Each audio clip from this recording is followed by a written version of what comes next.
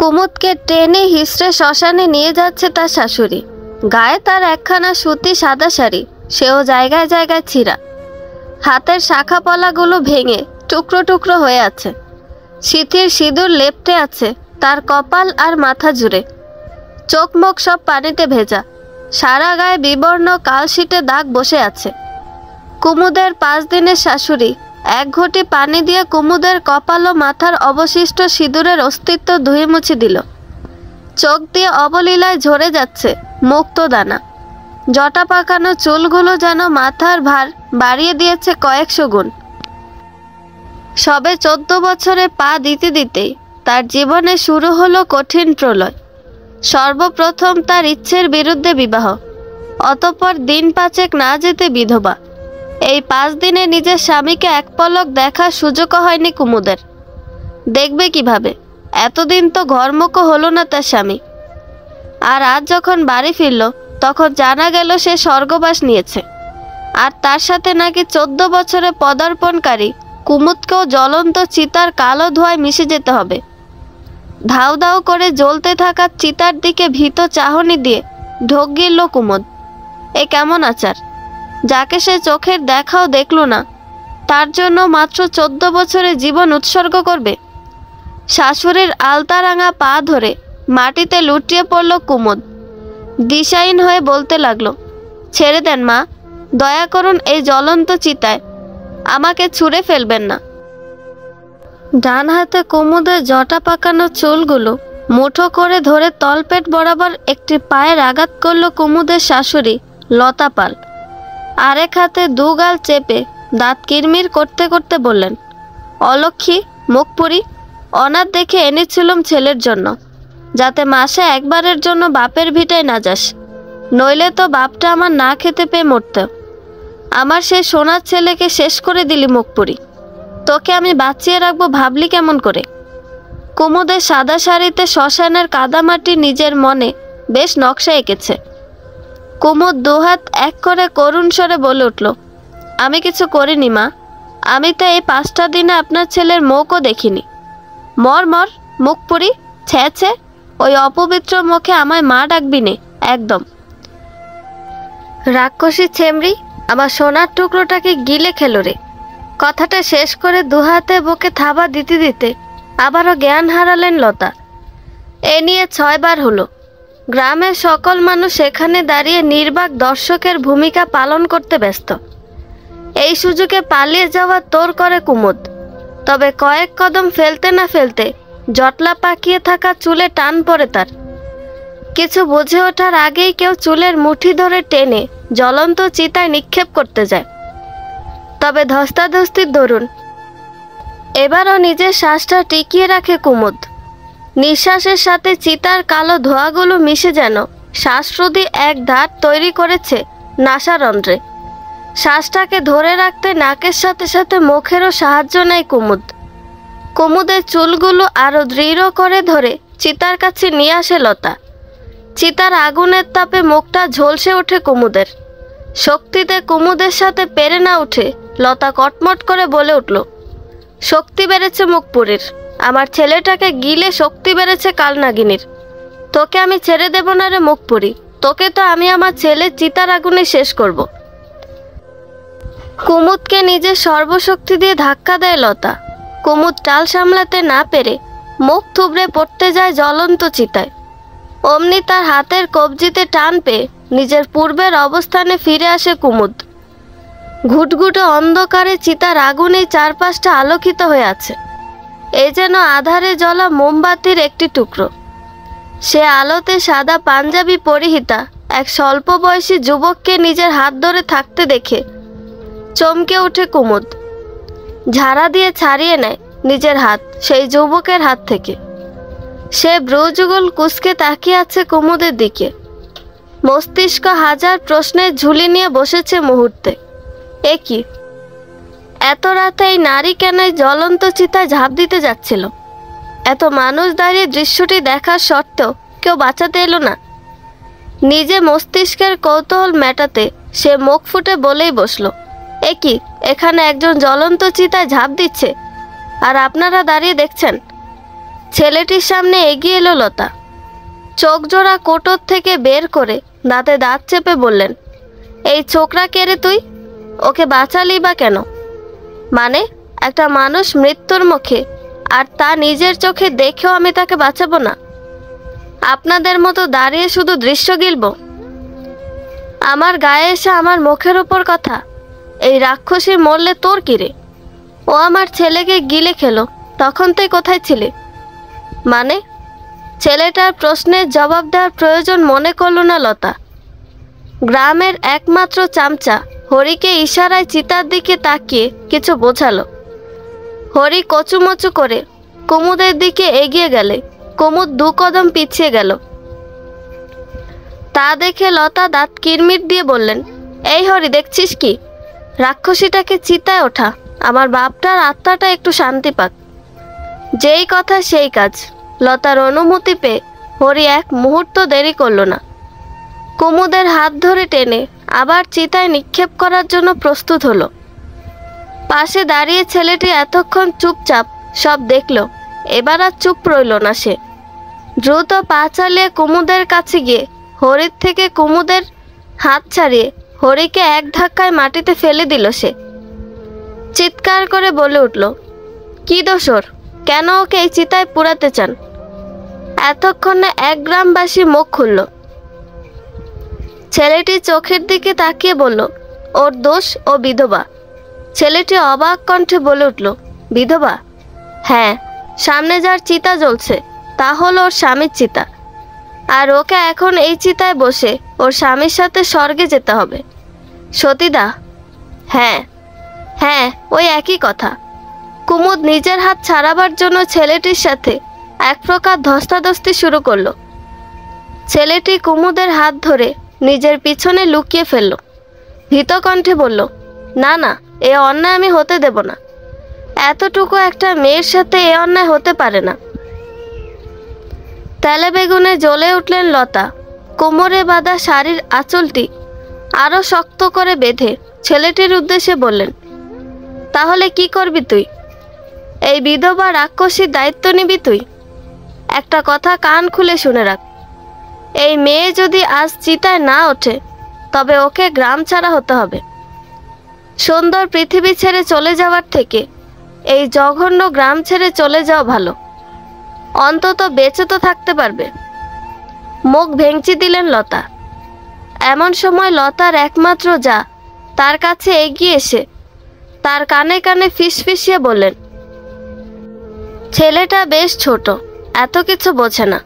তুমি এক কাজ করো, ওই ছেলেটাকে বলো কুমুদকে বিয়ে করতে, তাহলে দেখবে লেজ গুটিয়ে পালাচ্ছে। তখন ওই কালনাগিনীটাকেও চিতায় উঠিয়ে দেওয়া যাবে। ঠিক বলেছিস, অসভ্য এসে আমাদের আটকাতে, এই সমাজকে আটকাতে।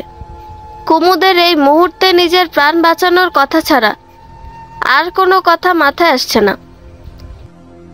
এই ছেলে তো তার ভালোই করতে চাইছে। যদি এই ছেলেটার বদৌলতে সে এ যাত্রায় প্রাণ ভিক্ষা পায় তবে ক্ষতি কি? ছেলেটার পিছনে ঘাপটি মেরে দাঁড়িয়ে রইল কুমুদ। লতা মুখে কুৎসিত হাসি দিয়ে ছেলেটার উদ্দেশ্যে বললেন, এই ছেলে, নাম কি তোমার? ছেলেটি ভ্রুকুটি করল। একটু আগেও যে তাকে তুই তুকারি করছিল, হঠাৎ এখন সে কেন এত ভালো ব্যবহার করছে? তবু ছেলেটি ভদ্রতার খাতিরে বলল, হিমাংশু আমার নাম, হিমাংশু রায়। দেখে তো এ গায়ে লাগছে না। তা বাড়ি কই তোমার? এখানে কোথায় এছ? বাড়ি শহরে, পাশের গ্রামে দিদির ননদের শ্বশুর বাড়ি এসেছি। ওকে তুমি বাঁচাতে চাও? অবশ্যই আমি আপনাদের মতো অমানুষ না। আরে কি কয় দেখ ছোকরা, আমরা নাকি অমানুষ? তা ছোকরা, তোমার বুঝি জানা নেই, জোয়ান মাইয়ার স্বামী মরলে সেই মাইয়ারও চিতায় ওঠায় দিতে হয়। এটা অনেক আগের রীতি, এখন আর এটি প্রচলিত নেই। তাহলে কেন এই মেয়েটির সাথে এমন অবিচার হচ্ছে? আগের রীতি বটে, তাই আমরা এখনো পালন করি এই রীতি। আমাগো গ্রাম এই রীতিতেই চলে। তাই ভালোই ভালোই কইতাছি, ওই নাগিনীরা আমাগো হাতে তুইলা দাও। না, আমি এখানে উপস্থিত থাকতে ওকে এভাবে পুড়তে দেব না। আরে কয় কি ছোড়া, ওই মাইয়া না পুইরা এগিয়ে থাকতে পারবে? কোমরে হাত বেঁধে ভ্রুযুগল নাচিয়ে নাচিয়ে কথাটা বললেন লতা। পাশ থেকে তার যা আবারও তাকে তাগাদা দিলেন আসল কথাটা বলার জন্য। লতা মুখ খুলে কিছু বলতে যাবেন, তার আগে হিমাংশু বলল, কেন আপনারা ওকে মারতে চান? ওকে ছেড়ে দিন। ও কি করলো ওকে ছেড়ে দিবেন আপনারা? লতার মুখের কুৎসিত হাসিটা আবারও ফিরে এলো। সে তার সারা শরীর দোলাতে দোলাতে বললেন, ছাড়তে পারি, তবে এক শর্ত আছে। দেখ, ওই তো এই গায়ে আর থাকবার পারবো না, আর না ওর দায়িত্ব কেউ নিব। তা তুই যদি ওরে বিয়া কইরা ওর দায়িত্ব নিস, তবেই ছাইড়া দিমু। লতার কথা শেষ হতে না হতেই হিমাংশুর মাথায় বাজ পড়ল। কি বলছে এসব? তার বয়স তো বেশি না, সবে 22-এ পা দিল, এখনই বিয়ে? তাছাড়া তার বাবা মা এভাবে বিয়ে করলে তা মেনে নেবে না তা নিশ্চিত। কিন্তু মেয়েটাকেও তো এভাবে জ্বলন্ত চিতায় ছুঁড়ে ফেলে দেওয়া যায় না। কি করবে সে? লতার কথা কর্ণপাত হতেই কুমুদের ভিতরটা হু হু করে উঠল। এবার আর তাকে কেউ বাঁচাতে পারবে না। লতা জেনে শুনে এমন একটা শর্ত দিয়েছে যা কখনোই পূরণ হবার নয়। লতার যা পান খাওয়া লাল দাঁতগুলো বের করে লতার কানে আবারও ফিসফিসিয়ে বলল, দেখেছ দি, কেমন দারুণ বুদ্ধি দিলাম। হিমাংশু চেঁচিয়ে বলে উঠল, অসম্ভব, আমি এমন কিছুই করতে পারবো না। হু হু করে কেঁদে উঠল কুমুদ। পিছন থেকে হিমাংশু 2 পা জড়িয়ে মাটিতে বসে পড়ল। চমকে উঠল হিমাংশু। হিমাংশু 2 পায়ে মাথা ঠেকিয়ে কান্নারত অবস্থায় আটকে আসা গলাটা দিয়ে সামান্য আওয়াজ বের করে বলল, দয়া করে আমাকে বাঁচান, আপনার পায়ে পড়ি, আমাকে বাঁচান। কুমুদের আহাজারি দেখে ঠোঁট বাঁকিয়ে হাসল লতা। বিদ্রুপ করে বলল, কচু বাঁচাবে তোকে রাক্ষসী? ও হলো উঁচু বংশের ছেলে, তোর মতো জাত পরিচয়হীন মাইয়ারে দিয়ে জুতো পরিষ্কার করায় না, সেখানে বিয়ে তো অনেক দূরের কথা। জল জল করে উঠল হিমাংশুর চোখ।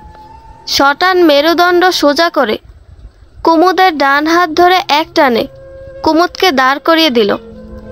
তারপর চিতার চারপাশে 7 বার ঘুরে আশেপাশে কিছু খুঁজতে লাগলো। লতা এবং পুরো গ্রামবাসী তাদের দিকে বিস্ফোরিত চোখে তাকিয়ে রইল। কুমুদ নিজেও বড় বড় চোখ করে তাকিয়ে আছে হিমাংশুর দিকে। এক গ্রামবাসীর দিকে তাকিয়ে বলল, সিঁদুর আছে? সেই লোকটির চোখ দুটো আরো বড় হয়ে গেল। অতঃপর দৌড়ে গিয়ে তার বউয়ের সিঁদুরের কৌটোটা এনে হিমাংশুর হাতে দিল। কাল বিলম্ব না করে হিমাংশু সেখান থেকে তর্জনী ও বৃদ্ধ আঙুলের সাহায্যে কিছুটা সিঁদুর নিয়ে কুমুদের সিঁথিতে ছড়িয়ে দিল। কেঁপে উঠল কুমুদ। সাদা শাড়িতে সিঁথি ভরা লাল টকটকে সিঁদুর আগুনের হলুদ আলো এসে ছড়িয়ে পড়ছে সারা শরীরে। কোমর অবধি কালো কুসকুসে চুলগুলো হাওয়ায় উড়ে চলেছে দিক বিদিক শূন্য হয়ে। অবাক চোখে কুমুদের দিকে তাকিয়ে আছে হিমাংশু। নিজেকে যেন কোনো নতুন দেবীর আবিষ্কারক মনে হচ্ছে। এদিকে ক্ষিপ্ত লতাপাল ভাবতেই পারেনি হিমাংশু সত্যি সত্যি তার শর্ত পূরণ করবে। ছেলেটাকে তো সে বোকা মনে করেছিল। ক্রোধে ফেটে পড়ে লতা বললেন, কি ভেবেছিস তোরা এখান থেকে বেঁচে ফিরতে পারবি? তোদের দুটোকে জ্যান্ত পুড়িয়ে মারব। লতার কথা শেষ হওয়ার সাথে সাথে তাকে ধাক্কা দিয়ে শ্মশানে ঢুকল লাল খয়েরির মিশ্রণে তৈরি রঙের শাড়ি পরা এক যুবতী। দেখতে বেশ কিছুটা কুমুদের মতো, তবে সে কুমুদের থেকে একটু ভালো স্বাস্থ্যের অধিকারী। কুমুদের দিকে ভয়াতুর দৃশ্য নিক্ষেপ করল। কুমুদের সিঁথি সিঁদুর দেখে চমকে উঠে লতাপালের দিকে তাকালো সে। লতা তার দিকে রক্তচক্ষু নিয়ে তাকিয়ে আছে। দাঁতে দাঁত চেপে বললেন, এসেছে আরেক কালনাগিনী। সে জলে ভরা গোলা চোখ নিয়ে কুমুদের দিকে তাকিয়ে বিড়বিড় করে বলল, পালা কুমুদ পালা। বলেই দৌড়ে শাড়ির আঁচল মাটিতে ঘেঁষতে ঘেঁষতে শ্মশানের ধারে নদীর পাড়ে চলে গেল সে। কেউ কোনো কিছু বুঝে ওঠার আগে লুটিয়ে পড়ল নদী গহ্বরে। সবাই সেদিকে তাকিয়ে কেঁপে উঠল। হঠাৎ এমন কিছু হবে তা উপস্থিত কেউ বুঝে উঠতে পারেনি। হিমাংশু চিৎকার করে বলে উঠল, আরে উনি তো লাফ দিলেন, কেউ বাঁচানো নাকি? আমি সাঁতার জানি না। ওকে পরে বাঁচা, আগে নিচে বাঁচতে পারিস কিনা তা দেখ। কথাটা বলে দাঁত খিচিয়ে একটা বৃষ্টি হাসি দিল হরি। কুমুদ তবদা মেরে দাঁড়িয়ে আছে। এ দৃশ্য যেন তার কাছে স্বপ্নের মতো মনে হচ্ছে। যখনই মস্তিষ্ক আবার সচল হলো, কান্নায় ভেঙে পড়ল কুমুদ। চেঁচিয়ে বলে উঠল, দিদি, আমার দিদিকে বাঁচাও কেউ, ও যে সাঁতার জানে না। কুমুদ দৌড়ে নদীর কিনারায় গিয়ে দাঁড়ালো। না, নদীর পানি একদম নিস্তব্ধ। কিছুক্ষণ আগেও এখানে তার দিদি মৃত্যু যন্ত্রণায় ছটফট করছিল। ঠিক যেমন ঝড়ো হয় মোম দপদপ করে নিস্তব্ধ হয়ে যায়, ঠিক তেমনভাবে তার দিদি ছটফট করে পানিতে হাত পা ছুটতে ছুটতে নিস্তব্ধ হয়ে গিয়েছে। নদীর কিনারায় বসে পড়ল কুমুদ। অঝরে অশ্রু বিসর্জন দিতে দিতে শুধু একটা কথা বলতে লাগলো, দিদি, ওকে কেউ বাঁচাও, ও যে সাঁতার জানে না। হিমাংশু করুণ চোখে তাকিয়ে আছে তার সদ্য বিবাহিত স্ত্রীর দিকে। পিছন থেকে হঠাৎ শোরগোলের আওয়াজ পেতেই হিমাংশু গাড় বাঁকালো। সাথে সাথে পিলে চমকে উঠল তার। অর্ধশতাধিক মানুষ হাতে মশালা ধারালো অস্ত্রে তাদের দিকে ধেয়ে আসছে। শুকনো এক ঢোক গিলল হিমাংশু। কুমুদের দিকে একবার তাকিয়ে আবার পিছন ফিরে দেখল। অতঃপর কোনো কিছু না ভেবে কুমুদের ডান হাতটা নিজের হাতের মুঠোয় ধরে দিক বিদিক ভুলে দৌড় লাগালো। পিছন থেকে উচ্চ ধ্বনিতে শোনা গেল এক বাক্য, ধর অগ, যেন পালাতে না পারে, আজকাই দুইটাকে জ্যান্ত পোড়াবো। কুমুদ তখনও কিছু বুঝে উঠতে পারছে না। তার চোখের সামনে শুধু তার বোনের ছটফটানির দৃশ্য ভাসছে। হিমাংশু কুমুদের হাত ধরে দৌড়াতে দৌড়াতে কোনো এক অজানা বিলে এসে থামল। হিমাংশু কুমুদের হাত ছেড়ে হাঁটুতে ভর দিয়ে জোরে জোরে কয়েকটা শ্বাস নিল। সামনে তাকিয়ে সীমানাহীন বিল দেখে বুকটা কেঁপে উঠল। তার অস্পষ্ট স্বরে উচ্চারণ করল, এ কোথায় এসে পড়লাম। কথাটা শেষ করে পাশে তাকিয়ে কুমুদকে মূর্তির মতো দাঁড়িয়ে থাকতে দেখে জিজ্ঞেস করল, নাম কি তোমার মেয়ে? হিমাংশুর প্রশ্নের উত্তর দিল না কুমুদ, শুধু বিড়বিড় করে আওড়াতে থাকলো, দিদি সাঁতার জানে না, দিদিকে বাঁচাও। কুমুদের দিকে তাকিয়ে হিমাংশু একটি দীর্ঘশ্বাস ফেলল। আশেপাশে তাকিয়ে নিকষ কালো অন্ধকারে স্পষ্টভাবে কিছু দেখতে না পেয়ে আবারও কুমুদের দিকে দৃষ্টিপাত করল। ঘন কালো আধারে ভুতুরে নিস্তব্ধতায় ঝিঝি পোকার ডাক আর কুমুদের বিড়বিড়ানি সব মিলিয়ে গা শিরশির পরিবেশ। হিমাংশুর গায়ের লোমকূপগুলো আলগা হয়ে গেল। সে ধীর কণ্ঠে বলল, চুপ করো মেয়ে, শান্ত হও। হিমাংশুর ধীর কণ্ঠে বলা কথাটা কুমুদের মস্তিষ্ক শীতল করে দিল। সে বিস্ফোরিত চোখে তাকালো হিমাংশুর দিকে, তবে সামনে দাঁড়িয়ে থাকা লোকটাকে দেখতে সক্ষম হলো না। দেখবে কেমন করে? আজ যে আকাশে চাঁদেরও দেখা নেই। একদম গুটগুটে অন্ধকার বিরাজ করছে সারা জগৎময়। আশেপাশে তাকিয়ে নিজের অবস্থান সম্পর্কে জ্ঞাত হতে না পেরে অস্ফুট স্বরে উচ্চারণ করল, এটা কোথায়? হিমাংশু নিজে দাঁড়িয়ে থাকা জায়গায় পা ছড়িয়ে বসে পড়ল। হতাশ কণ্ঠে বলল, সেটা তো আমিও জানি না, কিছু দেখাও যাচ্ছে না ঠিকভাবে। একটু অপেক্ষা করি, আলো ফুটলেই বুঝতে পারবো কোথায় আছে। কুমুদ একটু দূরত্ব রেখে মাটিতে বসে পড়ল। এখন আবহাওয়াটা এমন যে দিনের বেলা দাবদাহে গায়ের মাংস পুড়ে কাবাব এবং রাতে শীতল হাওয়া।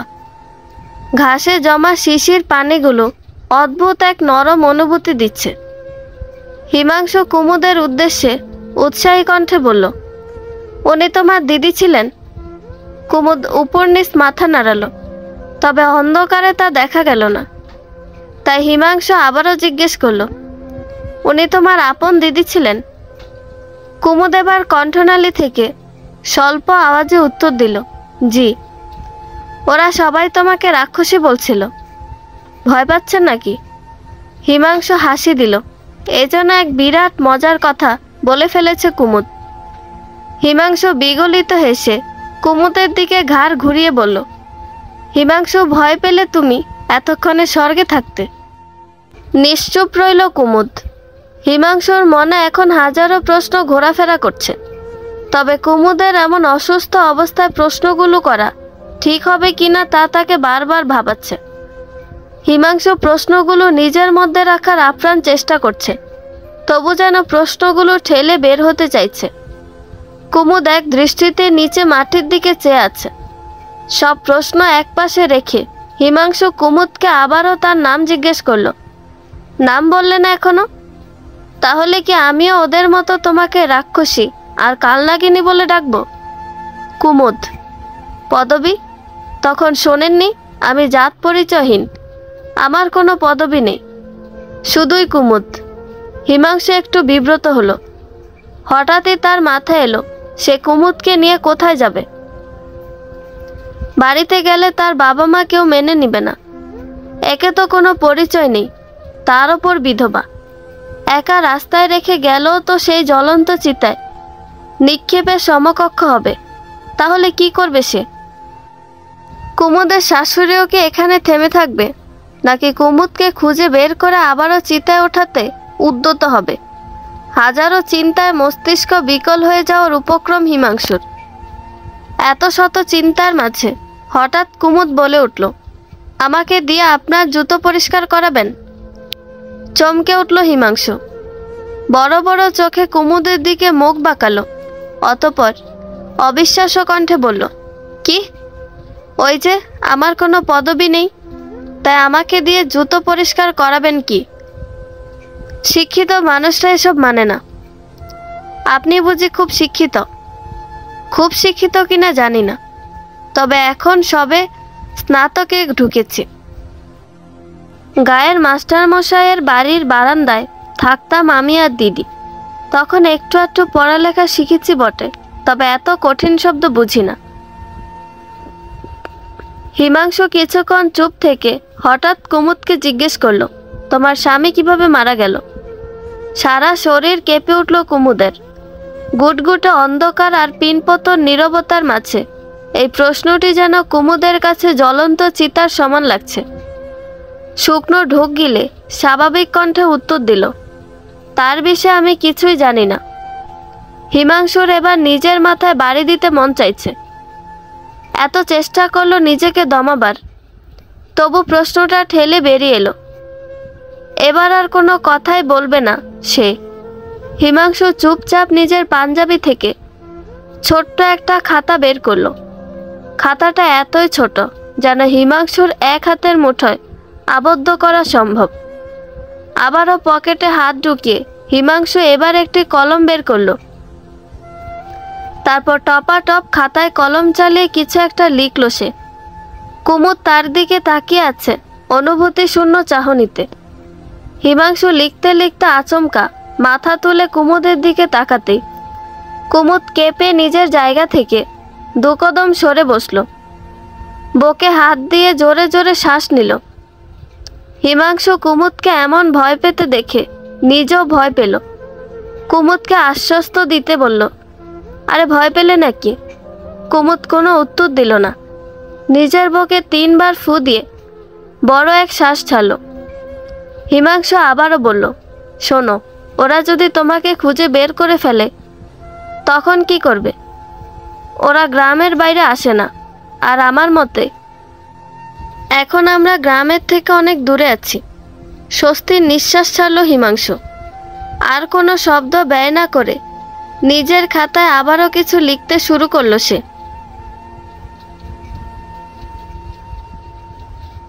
কি কইলি? ওগো খুঁজা পাসনি? অগো কি পাংখা আছে যে উইরা আরেক দেশে চলে গেছে? কোমরে হাত দিয়ে দাঁতে দাঁত চেপে কথাটা বলল লতা। হরি তার সামনে কাচুমাচু মুখ করে দাঁড়িয়ে আছে।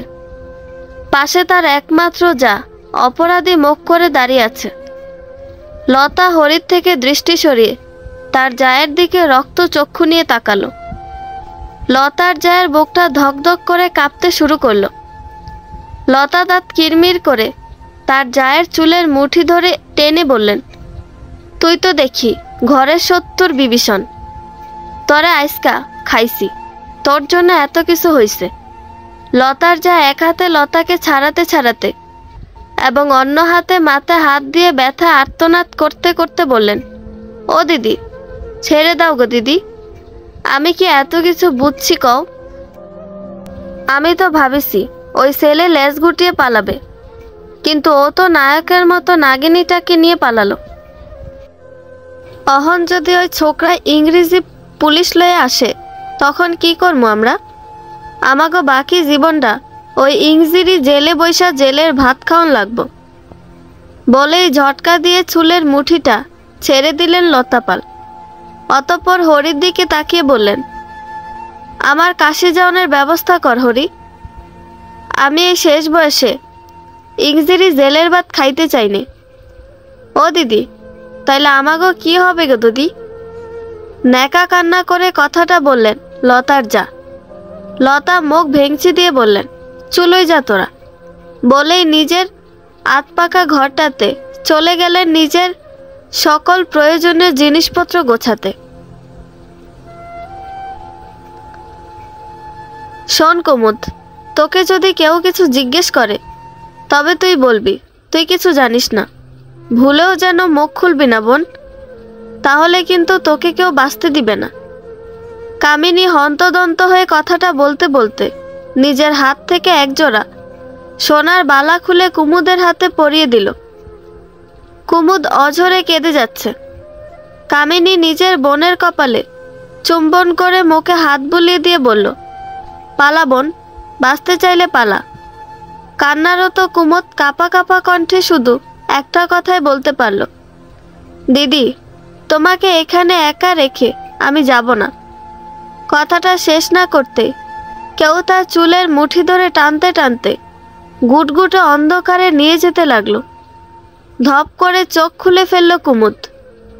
শেষ রাতের দিকে চোখটা লেগে এসেছিল কুমুদের, তাই বিনা দ্বিধায় গায়ে এলিয়ে দিয়েছিল শিশির ভেজা নরম ঘাসে। ঘামে জবজবে শরীরটা মাটিতে ঘাসের উপর মেলানো। চোখের সামনে সাদা আকাশ, একদলা মেঘ ভেসে এক পাশ থেকে অন্য পাশে যাচ্ছে। শ্বাস নিতে বেশ বেগ পেতে হচ্ছে কুমুদকে। উঠে বসলো কুমুদ। জটা পাকানো ঘন কালো চুলগুলো হাত খোপা করে নিল। সামনে দৃষ্টিপাত করতেই চোখে পড়ল তার সামনে কিছুটা দূরে হিমাংশু দাঁড়িয়ে আকাশের দিকে ডান হাতের তর্জনী তুলে কিছু একটা বলছে। আবছা আবছা কানে এলো কুমুদের। এদিক দিয়ে সূর্য উঠেছে, তার মানে এটা পূর্ব, তার বিপরীতে এটা পশ্চিম, ডান দিকে উত্তর এবং বাম দিকে দক্ষিণ। তাহলে এখন আমাদের উত্তর দিকে যাওয়া উচিত। দেখি প্রধান সড়ক পাওয়া যায় কিনা। বিচার বিশ্লেষণ শেষে হিমাংশু কুমুদের দিকে ফিরল। কুমুদ তার দিকে ভ্রুকুটি করে তাকিয়ে আছে। হিমাংশু কুমুদকে উপলক্ষ করে একটি মিষ্টি হাসি দিল। উৎফুল্ল কণ্ঠে বলল, উঠে পড়েছ? চলো তাহলে এবার হাঁটা শুরু করি, আমাদের উত্তর দিকে যেতে হবে। কুমুদ উঠে দাঁড়ালো। হিমাংশু আগে আগে হাঁটছে, কুমুদ তার পিছন পিছন যাচ্ছে। হিমাংশু পিছন ফিরে কুমুদের দিকে তাকিয়ে বলল, কি যেন নাম? ও হ্যাঁ, কুমুদ। কুমুদ অর্থ জানো? মাস্টার মশাই বলেছিল একদিন। কুমুদ অর্থ নাকি পদ্ম? তোমার কথাবার্তায় বোঝা যায় অল্প কিছু হলেও জানো। আচ্ছা, তোমার বোন নদীতে ঝাঁপ দিল কেন? কথাটা বলে জিজ্ঞাসু দৃষ্টিতে কুমুদের দিকে তাকালো হিমাংশু। কুমুদ সাদা শাড়ির আঁচল খামছে বড় একটা শ্বাস নিয়ে আটকে রাখলো নিজের ভিতর। কঠিন স্বরে বলল, আমি জানি না, আমাকে কোনো প্রশ্ন করবেন না। কি ব্যাপার, বসে পড়লে যে, হাঁপিয়ে গিয়েছ? কুমুদকে একটি বড় গাছের মোটা শেকড়ে বসতে দেখে প্রশ্নটি করল হিমাংশু। কুমুদ সেখানে বসে বুকের বাঁ পাশে ডান হাত দিয়ে জোরে জোরে শ্বাস নিতে ব্যস্ত। হাঁপাতে হাঁপাতে বলল, জল, জল খাবো। এখানে জল কোথায় পাবো? হেঁটে একটু সামনে চলো, ওই দেখো একটা কাঁচা রাস্তা চোখে বাজছে। আমি আর যেতে পারবো না, খুব জল পিপাসা পেয়েছে।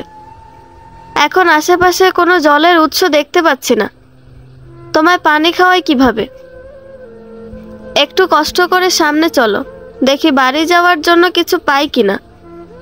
উঠে দাঁড়ালো কুমুদ। সামনে তাকিয়ে দেখলো সত্যি সামনে একটি কাঁচা রাস্তা দেখা যাচ্ছে। কুমুদ এতটাই ক্লান্ত যে সে যেখানে দাঁড়িয়ে আছে আর পথটার দূরত্ব সামান্য হলো, তার কাছে দূরত্বটা মনে হচ্ছে বিশাল। সে সেদিকে তাকিয়ে একটি শুকনো ঢোক গিলল। অতঃপর আশেপাশে তাকিয়ে জলের কোনো উৎস দেখতে না পেয়ে হাঁটা শুরু করলো। আবারও সে একই ভঙ্গিতে হাঁটছে দুজন, সামনে হিমাংশু, তার পিছনে কুমুদ। পথের ধারে এসে কুমুদ আবারও মাটিতে বসে পড়ল। হিমাংশু সেদিকে একবার তাকিয়ে পথের দুপাশে চোখ দিল। দূর দূরান্ত পর্যন্ত কোনো জনমানবের দেখা নেই। হিমাংশু একটি দীর্ঘশ্বাস ছাড়ল। সূর্য এখন মাথার উপর। কড়া রোদে হিমাংশুর সাদা পাঞ্জাবিটি ঘামে ভিজে একাকার। মুখের খোঁচা খোঁচা দাড়িগুলোর গোড়ায় বিন্দু বিন্দু ঘাম চিকচিক করছে। ঘন কালো ভ্রূর নিচে গোল গোল চোখে যেন হাজার রাতের ঘুম এসে জমা হয়েছে।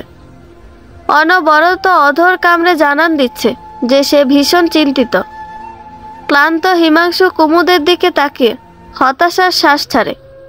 দৃষ্টি ফিরিয়ে আবারও পথের অদূরে তাকাতেই দেখতে পায় এক ঝাঁক গরুর গাড়ির সমাহার। পরিশ্রান্ত হিমাংশুর মুখে ফোটে প্রশান্তির হাসি। সে উচ্ছ্বসিত হয়ে কুমুদের দিকে তাকিয়ে বলে, এই চলো, আমাদের যেতে হবে। কুমুদ চোখ যুগল বন্ধ করে বিশ্রাম নেওয়ার প্রচেষ্টায় ছিল। হিমাংশুর কথায় চোখ খুলল। পথে চোখ যেতেই দেখতে পেল এক ঝাঁক গরুর গাড়ি। সবগুলো একটি সারি করে চলছে। গাড়িগুলো তাদের সামনে আসতেই বুঝতে পারল এতে করে দুধ নিয়ে যাওয়া হচ্ছে গ্রাম থেকে শহরে। গ্রাম আর শহরের মধ্যে তেমন কোনো পার্থক্য অবশ্য নেই, তবে শহরে সকল ধরনের সুযোগ সুবিধা পাওয়া যায়। হিমাংশু তাদের থামতে বলে একটি গাড়িতে উঠল। গাড়ির মালিকগুলো কুমুদের দিকে অদ্ভুত দৃষ্টি নিক্ষেপ করলো। আসলে তারা এই প্রথম সাদা শাড়িতে সিঁদুর পরিহিতা কোনো নারীকে দেখছে। গাড়ির একজন মালিক হিমাংশুকে প্রশ্ন করে ফেলল, উনি কে হন আপনার? চমকে উঠল কুমুদ, সাথে হিমাংশু। কি বলবে সে? কুমুদ কি হয় তার? কুমুদ শীতল চাহনিতে তাকিয়ে রইল হিমাংশুর দিকে। হিমাংশু আর চোখে কুমুদকে একবার দেখে সেই লোকটার দিকে তাকালো। লোকটার মাথার পুরো জায়গাটা একদম ফাঁকা, অর্থাৎ তেলতেলে টাক। ভুঁড়ির জোরে পুরো শরীরটাই নিখোঁজ। যে কোনো ব্যক্তি আগে তার ভুঁড়ির দিকে তাকাবে। হিমাংশু মুখ কালো করে ফেলল, তারপর গম্ভীর কণ্ঠে বলল, স্ত্রী। তারা এমন সাদা শাড়ি পরায় রাখছেন কেন? তা জেনে আপনি কি করবেন? আমাদেরকে একটু শহরের পথে নামিয়ে দেন। কোন গ্রাম থেকে আইলেন? হিমাংশু মুখ খুলে কিছু বলার আগে পাশ থেকে কুমুদ বলল, শিবপুর। কি? ওই বদ্ধ গ্রামে কেন গেছিলেন? পাগল নাকি আপনারা? হিমাংশু মুখে বিরক্তির ছাপ নিয়ে নিজে নিজেই বিড়বিড় করল, লোকটা একটু বেশি কথা বলে। ওঠেন, আপনাকে সাইরা দি। বলতে দেরি, হিমাংশুর উঠতে দেরি নেই। কুমুদও ধীর পায়ে গিয়ে উঠল গাড়িতে।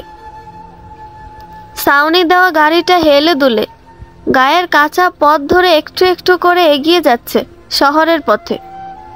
কুমুদ মাথায় ঘুমটা দিয়ে আর চোখে হিমাংশুর দিকে তাকালো।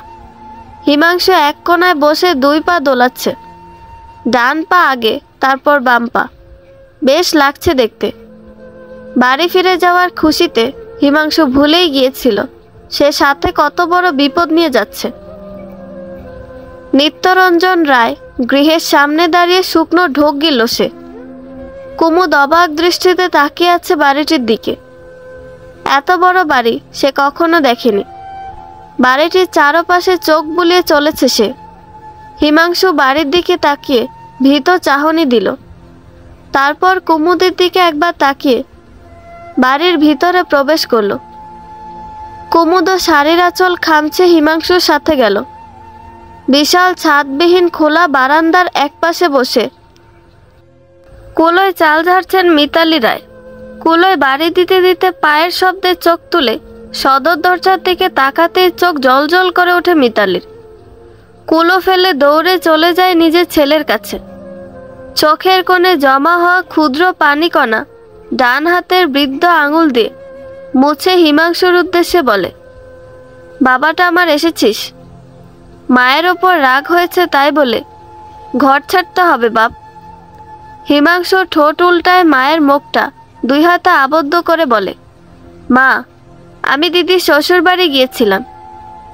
সেখান থেকে তার ননদের সাথে তার শ্বশুর বাড়ি। মা অনেক খুশি হয়েছে তুই ঘরে ফিরে এসেছিস দেখে। দাঁড়া, তোর ঠাম্মিকে ডাকি। বলে পিছন ফিরতে যাবে, সেই মুহূর্তে তার চোখে পড়ে হিমাংশুর পিছনে ডান থেকে কাচুমাচু করে দাঁড়িয়ে আছে এক কিশোরী মেয়ে। ভ্রুযুগল কুঁচকে আসে মিতালির। হিমাংশুও তার মায়ের দৃষ্টি অনুসরণ করে পিছনে তাকায়।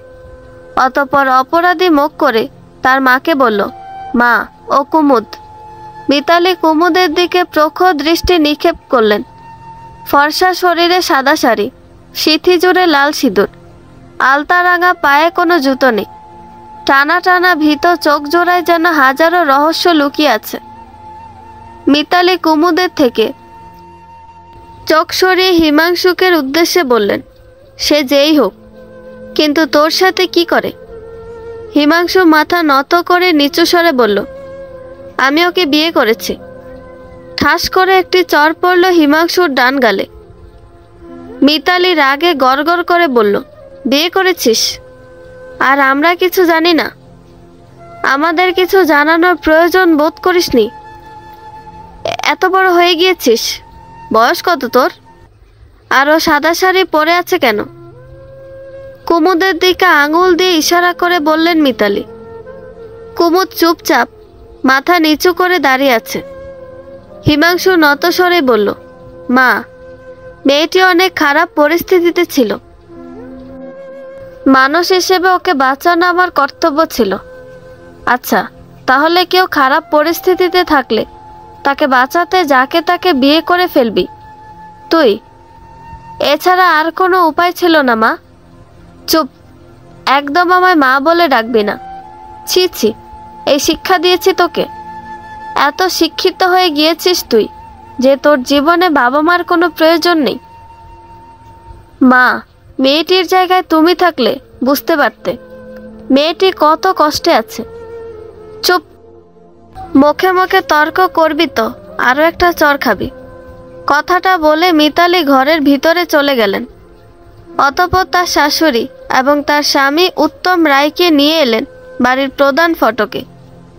একে একে ঘর থেকে হিমাংশু, জ্যাঠা, জেঠি, পিসি সকলে বেরিয়ে এলেন। সবাই হিমাংশুকে কথা শুনিয়ে ক্ষান্ত হলো। তবে এসবের মাঝে দূরে দাঁড়িয়ে শুধু সকলের কার্যকলাপ দেখে যাচ্ছেন উত্তম। সকলের বকাবকি, রাগারাগির পর উনি শুধু একটি কথাই উচ্চারণ করলেন, হিমাংশু এ বাড়িতে থাকবে না।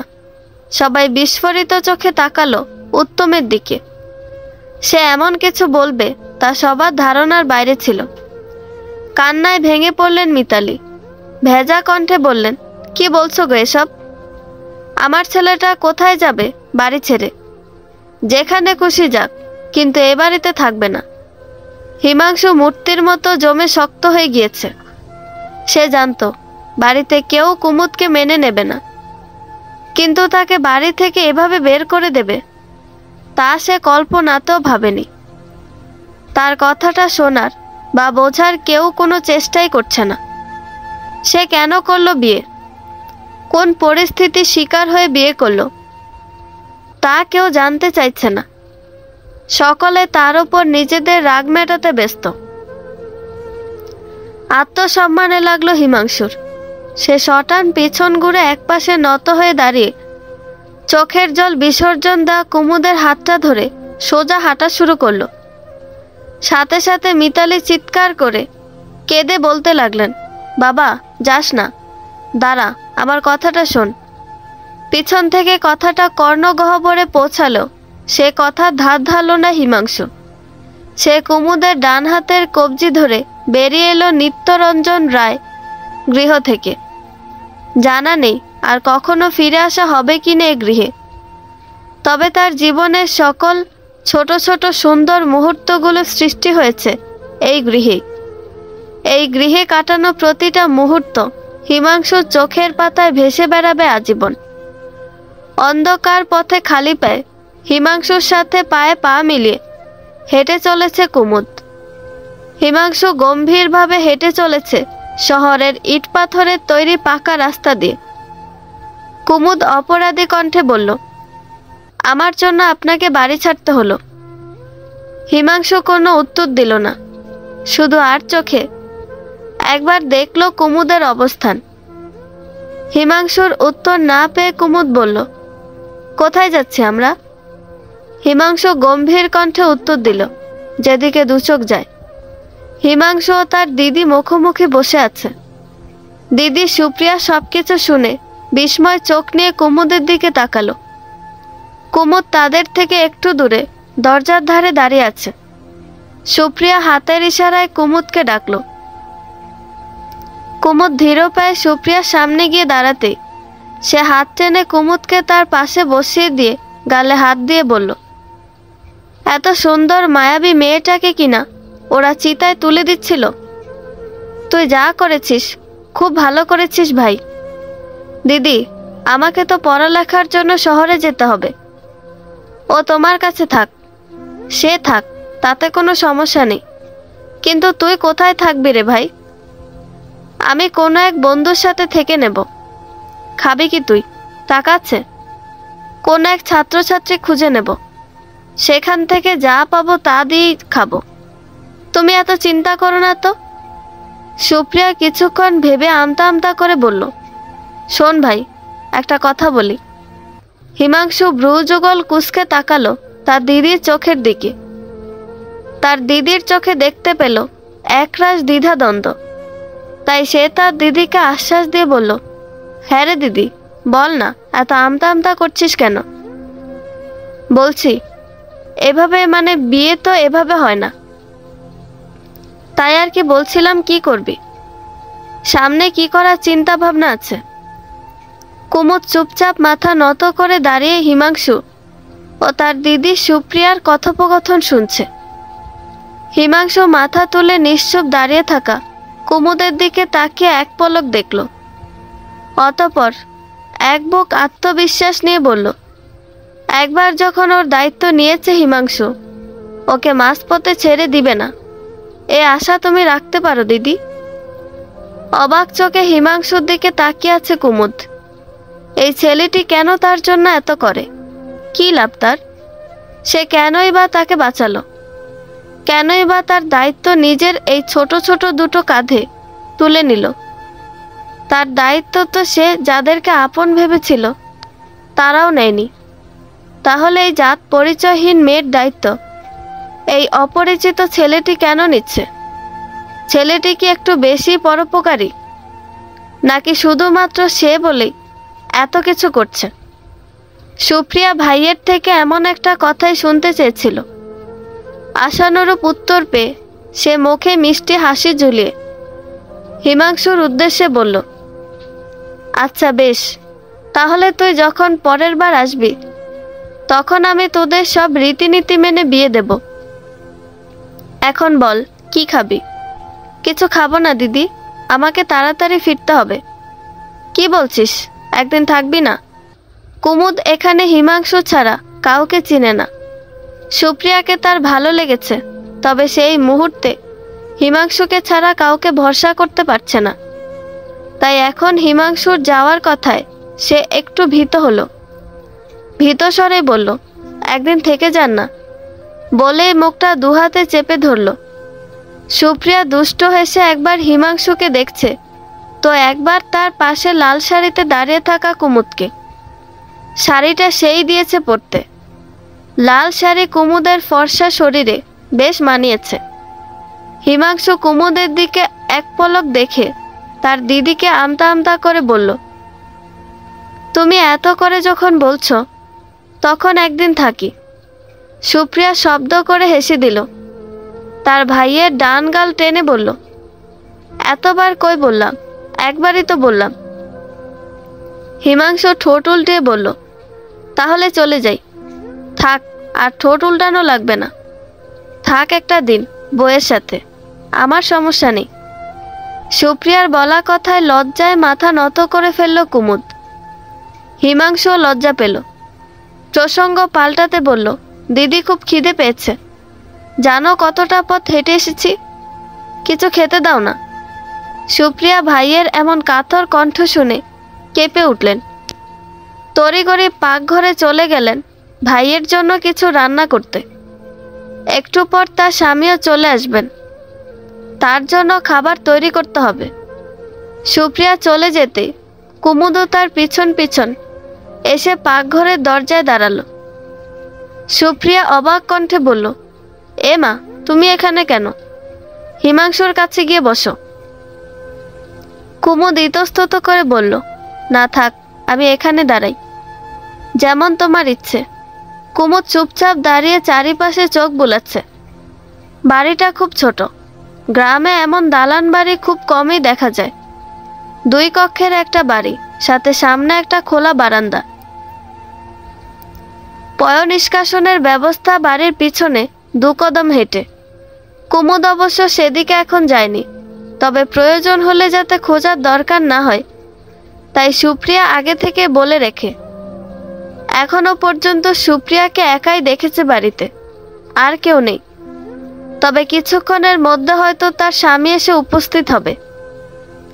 বারান্দায় মেঝেতে আসন করে বসে আছে হিমাংশু। বাড়িতে ঢুকে হিমাংশুকে দেখে ভ্রু কুঁচকায় দীপ। কাছে এসে জিজ্ঞেস করে, কি গো শ্যালক, মার সাথে আবার ঝগড়া করেছো বুঝি? দীপের কণ্ঠে হিমাংশু মাথা তুলে দীপকে উদ্দেশ্য করে বলল, না গো জামাইবাবু, বউ নিয়ে দিদির বাড়ি এলাম বেড়াতে। দীপের চক্ষু চরক গাছ। বিস্ময় কণ্ঠে জিজ্ঞেস করলো, কি কও, বউ? হ্যাঁ গো জামাইবাবু, তবে বিয়ে করে একটা দুঃখে আছি। কি দুঃখ? বিয়ে করেছি তো বটে, তবে বউকে বউ করতে পারলাম না। দীপের মাথা গুলিয়ে গেল। সে মাথা চুলকে বলল, মানে? এখন থাক, পরে এক সময় বেশ সময় নিয়ে ব্যাপারটা বোঝাবো তোমায়। এখন বলো, তোমার কি অবস্থা? আমার এই তো চলছে বেশ। যাক ভালো। কথাটা শেষ করতে হিমাংশুর সামনে 1 থালা ভাত আর আলুর তরকারি রাখলো কুমুদ। হিমাংশু একবার কুমুদের হাতের দিকে চেয়ে তারপর থালার দিকে চাইল। কুমুদ দীপকে দেখে তড়িঘড়ি মাথায় ঘুমটা দিল। দীপ কুমুদকে ভালো করে পরখ করে দেখে বলল, তা এই বুঝি আমার শ্যালকের বউ? হিমাংশু ভাত মেখে একদলা মুখে তুলল। মুখে ভাত নিয়েই বলল, ওর নাম কুমুদ, বেশ ভালো নাম। কুমুদ দীপকে প্রণাম করল। দীপ হিমাংশুকে পেট পুরে খাওয়ার কথা বলে সুপ্রিয়ার উদ্দেশ্যে গলা উঁচিয়ে বলল, কই গো প্রিয়া, তাড়াতাড়ি ভাত বাড়ো, আমি একটু তালপুকুর থেকে ডুব দিয়ে আসি। ঘামে ভিজে গেছে যে সারা শরীর। সুপ্রিয়া গামছা হাতে দৌড়ে বেরিয়ে এসে গামছাটা দীপের হাতে দিল। দীপও চলে গেল তালপুকুরের উদ্দেশ্যে। জ্যোৎস্না রাতের অন্ধকারে বারান্দায় শুয়ে আছে হিমাংশু। ইদানিং মশার উৎপাত হয়েছে বেশ। ঝিঝি পোকারা প্রকৃতিকে তাদের প্রতিভা প্রমাণে ব্যস্ত। হিমাংশু ঝিঝি পোকার ডাক বেশ পছন্দ করে, তবে আজ যেন আরো ভালো লাগছে তার। একটি ছোট্ট ঠোঙা থেকে 1 থোকা লাল কাচের চুড়ি বের করলো সে, সাথে 1 জোড়া শাঁখাপলা। তখন ভাত দেওয়ার সময় কুমুদের খালি হাত হিমাংশু হৃদয়ে বিষের মতো লেগেছে, তাই আজ পাশের গ্রামের বসা হাট থেকে এগুলো কিনেছে সে। কাল যাওয়ার সময় কুমুদের হাতে চুড়িগুলো আর শাঁখাপলাটি পরিয়ে দিবে। বাতাসে এক অদ্ভুত ঘ্রাণ ছোটাছুটি করছে। সম্ভবত এটি মাধবীলতা ফুলের ঘ্রাণ। বেশ লাগছে ঘ্রাণটা হিমাংশুর কাছে। আজ অন্য দিনগুলোর তুলনায় রাতে শীত নেই, বরং ভ্যাপসা গরম অনুভূত হচ্ছে। কাচের চুড়িগুলো বাঁ হাতের তর্জনীর সাহায্যে কয়েকবার নাড়িয়ে বেশ এক সুন্দর শব্দ সৃষ্টি করল হিমাংশু। অতঃপর চুড়িগুলো বালিশের পাশে রেখে চোখ বন্ধ করল নিদ্রার অপেক্ষায়। সকাল সকাল হিমাংশু শহরে যাওয়ার তোড়জোড় চলছে। সুপ্রিয়া কয়েকটা ছোট বাক্সে করে হিমাংশুর আজকের খাবার দিয়ে দিল। দরজার পাশে দাঁড়িয়ে চুপচাপ হিমাংশুর যাওয়ার প্রস্তুতি দেখছে কুমুদ। সবকিছু গুছিয়ে যাওয়ার উদ্দেশ্যে উঠে দাঁড়ালো হিমাংশু। কুমুদ কেমন করুণ চোখে তার দিকে তাকিয়ে আছে। হয়তো চোখের দৃষ্টিতে বোঝাতে চাইছে, আমাকে একা রেখে যাবেন না দয়া করে। হিমাংশুর সে চাহনিতে মায়া হলো। সে হাতের ইশারায় কুমুদকে নিজের কাছে ডাকলো। কুমুদ গুটি গুটি পায়ে হেঁটে তার সামনে গিয়ে দাঁড়াতে সে তার পাঞ্জাবির পকেটে থেকে একজোড়া শাখা পলা নিয়ে প্রথমে ডান হাত তারপর বাম হাতে পরিয়ে দিল। অতঃপর রক্তজবা লাল টুকটুকে একগুচ্ছ চুড়ি পরিয়ে দিল কুমুদের হাতে। কুমুদ অবাক দৃষ্টিতে তাকিয়ে আছে নিজের হাতের দিকে। হিমাংশু গম্ভীর কণ্ঠে বলল, কাল ভাতের থালা দেওয়ার সময় দেখলাম হাত খালি, তাই হাত থেকে চুড়িগুলো কিনলাম। তোমার হাত খালি আমার ভালো লাগেনি। কুমুদের মুখে কোনো কথা নেই, সে শুধু অবাক চোখে হিমাংশুর দিকে চেয়ে আছে। হিমাংশু পুটলি হাতে নিল যাওয়ার উদ্দেশ্যে। বাড়ির দরজা পেরিয়ে কয়েক কদম যেতেই পিছন থেকে সহসা কুমুদ বলে উঠল, সাবধানে যাবেন। হিমাংশুর পা থেমে গেল, তবে সে ঘাড় ঘুরিয়ে পিছন ফিরে কুমুদের চোখে চোখ রাখল না, বরং পায়ের গতি দ্বিগুণ করে রওনা হলো নিজের গন্তব্যের উদ্দেশ্যে। সুপ্রিয়ার সাথে কয়েকদিনে বেশ খাতির হয়েছে কুমুদের। দিনগুলো বেশ ভালোই যাচ্ছে কুমুদের। হিমাংশুর সাথে কাটানো মুহূর্তগুলো স্মরণ করে আর হিমাংশুর অপেক্ষায় দিন গুনতে গুনতে বেশ খানিকটা সময় অতিবাহিত হয়ে গেল অবলীলায়। তবে এর মধ্যে একটি জিনিস কুমুদকে বেশ ভাবাচ্ছে ইদানিং, আর তা হলো তার প্রতি দীপের বিভিন্ন অনাকাঙ্ক্ষিত আচরণ, যা দীপের থেকে কোনোভাবেই আশা করা যায় না। কুমুদের দিকে তার চাহনি যেন কুমুদের মন এক নিমিষে বিষিয়ে দিতে সক্ষম। তালপুকুর থেকে মাটির কলসে পানি নিয়ে সবে বাড়ির আঙিনায় প্রবেশ করেছে কুমুদ, সাথে সাথে প্রচণ্ড জোরে ধাক্কা দিয়ে তার হাত থেকে মাটির কলসটি নিচে ফেলে দিল কেউ। হতবাক কুমুদ মাথা তুলে তাকাতেই ছলছল চোখে কান্নারত সুপ্রিয়াকে দেখতে পেল গালে হাত দেওয়া অবস্থায়। অবাকে কুমুদের চোখ কপালে উঠে গেল। সুপ্রিয়ার গালে আলতো করে হাত বুলিয়ে ধীর কণ্ঠে বলল, কি হয়েছে দিদি? সুপ্রিয়া ডুকরে উঠল। তার জবাব দেওয়ার ভাষা নেই। সে কী বা জবাব দিবে? তার স্বামী যৌতুকের জন্য তার গায়ে কালশিটে দাগ ফেলে এ কথা তো আর ঢাকঢোল পিটিয়ে সারা পাড়াকে জানাতে পারে না সে। তার স্বামী বংশীয় পরিবারের ছেলে নয় বলে তার মান সম্মান নাই বা থাকতে পারে, তাই বলে কি সুপ্রিয়ারও কোনো মান সম্মান নেই? সে তো উচ্চ বংশের মেয়ে, নিত্যরঞ্জন রায় গৃহ এলাকার নাম করা বাড়ি, আর সে বাড়ির মেয়ে হয়ে সুপ্রিয়া কিভাবে নিজের মান সম্মান সব খুইয়ে দেয়? কুমুদের প্রশ্নের কোনো জবাব না দিয়ে ডান হাতের উল্টো পিঠে চোখ মুছে ছুট দেয় তালপুকুরের দিকে। হঠাৎই কুমুদের চোখের সামনে ভেসে উঠল সেই বীভৎস দৃশ্য। এই দৃশ্য তো তার আগেও দেখা। তার দিদি এমনভাবেই ছুটে নদী গহ্বরে নিজেকে বিলীন করে দিয়েছিল। আজ সে দৃশ্যের পুনরাবৃত্তি হতে যাচ্ছে কি? সেদিন কুমুদ কিছু করতে পারেনি, তবে আজ সে থেমে থাকবে না। এক দিদিকে হারিয়েছে সে নিজের দোষে। এখন যখন আবার এক নতুন দিদি পেল, তাকেও এই একইভাবে কুমুদ হারাতে চায় না। কুমুদ চিৎকার দিয়ে দৌড়ে সুপ্রিয়ার পিছন পিছন গেল। সুপ্রিয়া ঝাঁপ দিতে উদ্যত হয়েছে, ঠিক সেই সময় কুমুদ ঝাপটে ধরল পিছন থেকে।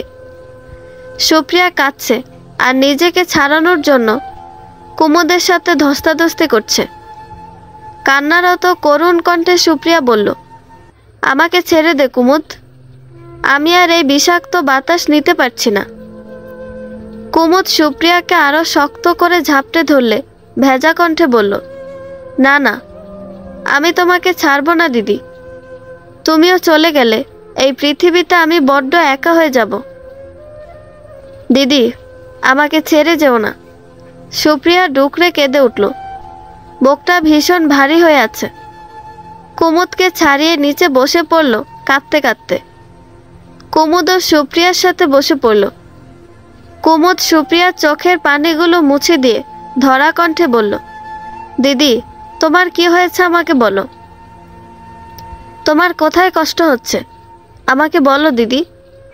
সুপ্রিয়া দুহাতে মুখ ঢেকে কাঁদতে কাঁদতে বলল, তুই আমার কষ্ট লাঘব করতে পারবি না রে কুমুদ, আমার কষ্ট হৃৎপিণ্ডে। কেন তোমার এত কষ্ট হচ্ছে আমাকে বলো দিদি। তোর জামাইবাবুকে আমি যে এতটা বছরে খুব বেশি ভালোবেসে ফেলেছি, কিন্তু উনি টাকার জন্য আমার গায়ে হাত তুলতে একবারও ভাবে না। তার এই আচরণ যে আমাকে খুব পীড়া দেয় রে কুমুদ। জামাইবাবু তোমার গায়ে হাত তুলেছে কেন? থমকে যায় সুপ্রিয়া। এ কি করছে সে তার স্বামীর নামে বদনাম করছে। নিজেকে সংযত করে বলল, আরে না রে, গায়ে হাত তুলবে কেন? একটু বকাবকি করেছে এ আর কি। চল বাড়ি যাই। সন্দিহান দৃষ্টিতে সুপ্রিয়ার দিকে তাকালো কুমুদ। পরক্ষণে নিজের কৌতূহল দমিয়ে সুপ্রিয়াকে আর ঘাটালো না। বুকে হাজারো চাপা ব্যথা নিয়ে দুর্বল পায়ে কুমুদের হাতে হাত রেখে হাঁটা ধরল বাড়ির উদ্দেশ্যে। কুমুদ এবং সুপ্রিয়া বাড়িতে প্রবেশ করে দীপের দেখা পেল না। সুপ্রিয়া দীপ ও তার জন্য বরাদ্দকৃত কক্ষে ঢুকে ফুঁফিয়ে কেঁদে উঠল। সারা ঘর এলোমেলো অগোছালো হয়ে আছে। মনে হচ্ছে ঘরে হয়তো ডাকাত পড়েছিল, তারাই ঘরের এ হাল করেছে। সুপ্রিয়ার বুঝতে বাকি রইল না, ঘরের এ হাল তার প্রাণপ্রিয় স্বামী দীপের কাজ। ঘুনে খাওয়া কাঠের আলমারিটা হাট করে খোলা। সেদিকে এগিয়ে গেল সুপ্রিয়া। আলমারি হাতিয়ে বুঝতে পারল তার বাবার বাড়ি থেকে দেওয়া শখের গয়নাগুলো আর নেই। তাও চলে গেল দীপের লোভের দখলে। কান্নার বেগটা আরো দ্বিগুণ হয়ে গেল। কুমুদ সুপ্রিয়ার ঘরের দিকে একদৃষ্টিতে তাকিয়ে আছে।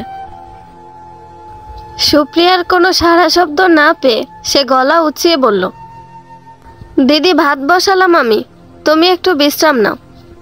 অপর পাশ থেকে কোনো সাড়া পাওয়া গেল না। কুমুদও অপর পাশ থেকে কোনো সাড়ার অপেক্ষা করল না। কুলোয় 2 মুঠ চাল নিয়ে তা ভালো করে ঝেড়ে ধুয়ে চুলো জ্বালালো। এ যেন এক বিশ্বযুদ্ধের সমান। পাতা দিয়ে চুলো জ্বালাতে বেশ হিমশিম খেতে হলো কুমুদকে। উত্তরে বাতাস এসে বারবার চুলোর আগুন নিভিয়ে দিচ্ছে। একটা চুলো তাই ঠিক করে জ্বালাতে পারো না, আবার এদিকে লাল টুকটুকে শাড়ি পরে বউ সেজে বসে আছো। বলি, খাওয়াবে কি আমাকে? হঠাৎ পিছন থেকে ভরাট কণ্ঠে এ কথা শুনে ঘাড় ঘুরিয়ে পিছন ফিরল কুমুদ। সাদা পাঞ্জাবিতে স্নিগ্ধ এক পুরুষের আদল চোখে ভেসে উঠতেই কেঁপে উঠল কুমুদ। সে কুমুদের দিকে এগিয়ে এসে কুমুদের কোমর অবধি কালো কুসকুসে আদা জটা চুলগুলো হাতখোপা করে মাথায় শাড়ির লাল আঁচল দিয়ে দিল। একটু নিচু হয়ে হিসিস করে কানে বলল, এবার একদম আমার বউয়ের মতো লাগছে। কুমুদ কিছু বলছে না, শুধু অবাক চোখে চুপচাপ দেখে যাচ্ছে। পিছন ফিরে যেই না সেই স্নিগ্ধ পুরুষকে স্পর্শ করতে গেল, সাথে সাথে হাওয়ায় মিলিয়ে গেল সেই পুরুষ। কুমুদ চমকে ওঠে, ঠোকর আলগা করে অস্ফুট স্বরে আনমনে উচ্চারণ করল, হিমাংশু। সাথে সাথে 2 হাতে নিজের মুখ চেপে ধরল। দুগালে থাপ্পড় দিয়ে নিজে নিজে বলল, ছি ছি, হায় হরি, মাফ করো। স্বামীর নাম মুখে নিয়ে নিলাম, মাফ করো আমাকে, ছি ছি। বলতে বলতে নাকে পোড়া গন্ধ আসতেই হুঁশ এলো কুমুদের। চুলের উপরে ভাতের তলা থেকে বেশ খানিকটা পুড়ে গিয়েছে মনে হচ্ছে। নাকে পোড়া গন্ধ লাগছে বেশ কঠোরভাবে। কুমুদ হাঁড়িটা তুলে পাশে রাখল। এর মধ্যে হন্তদন্ত হয়ে বাড়ি প্রবেশ করলো দীপ।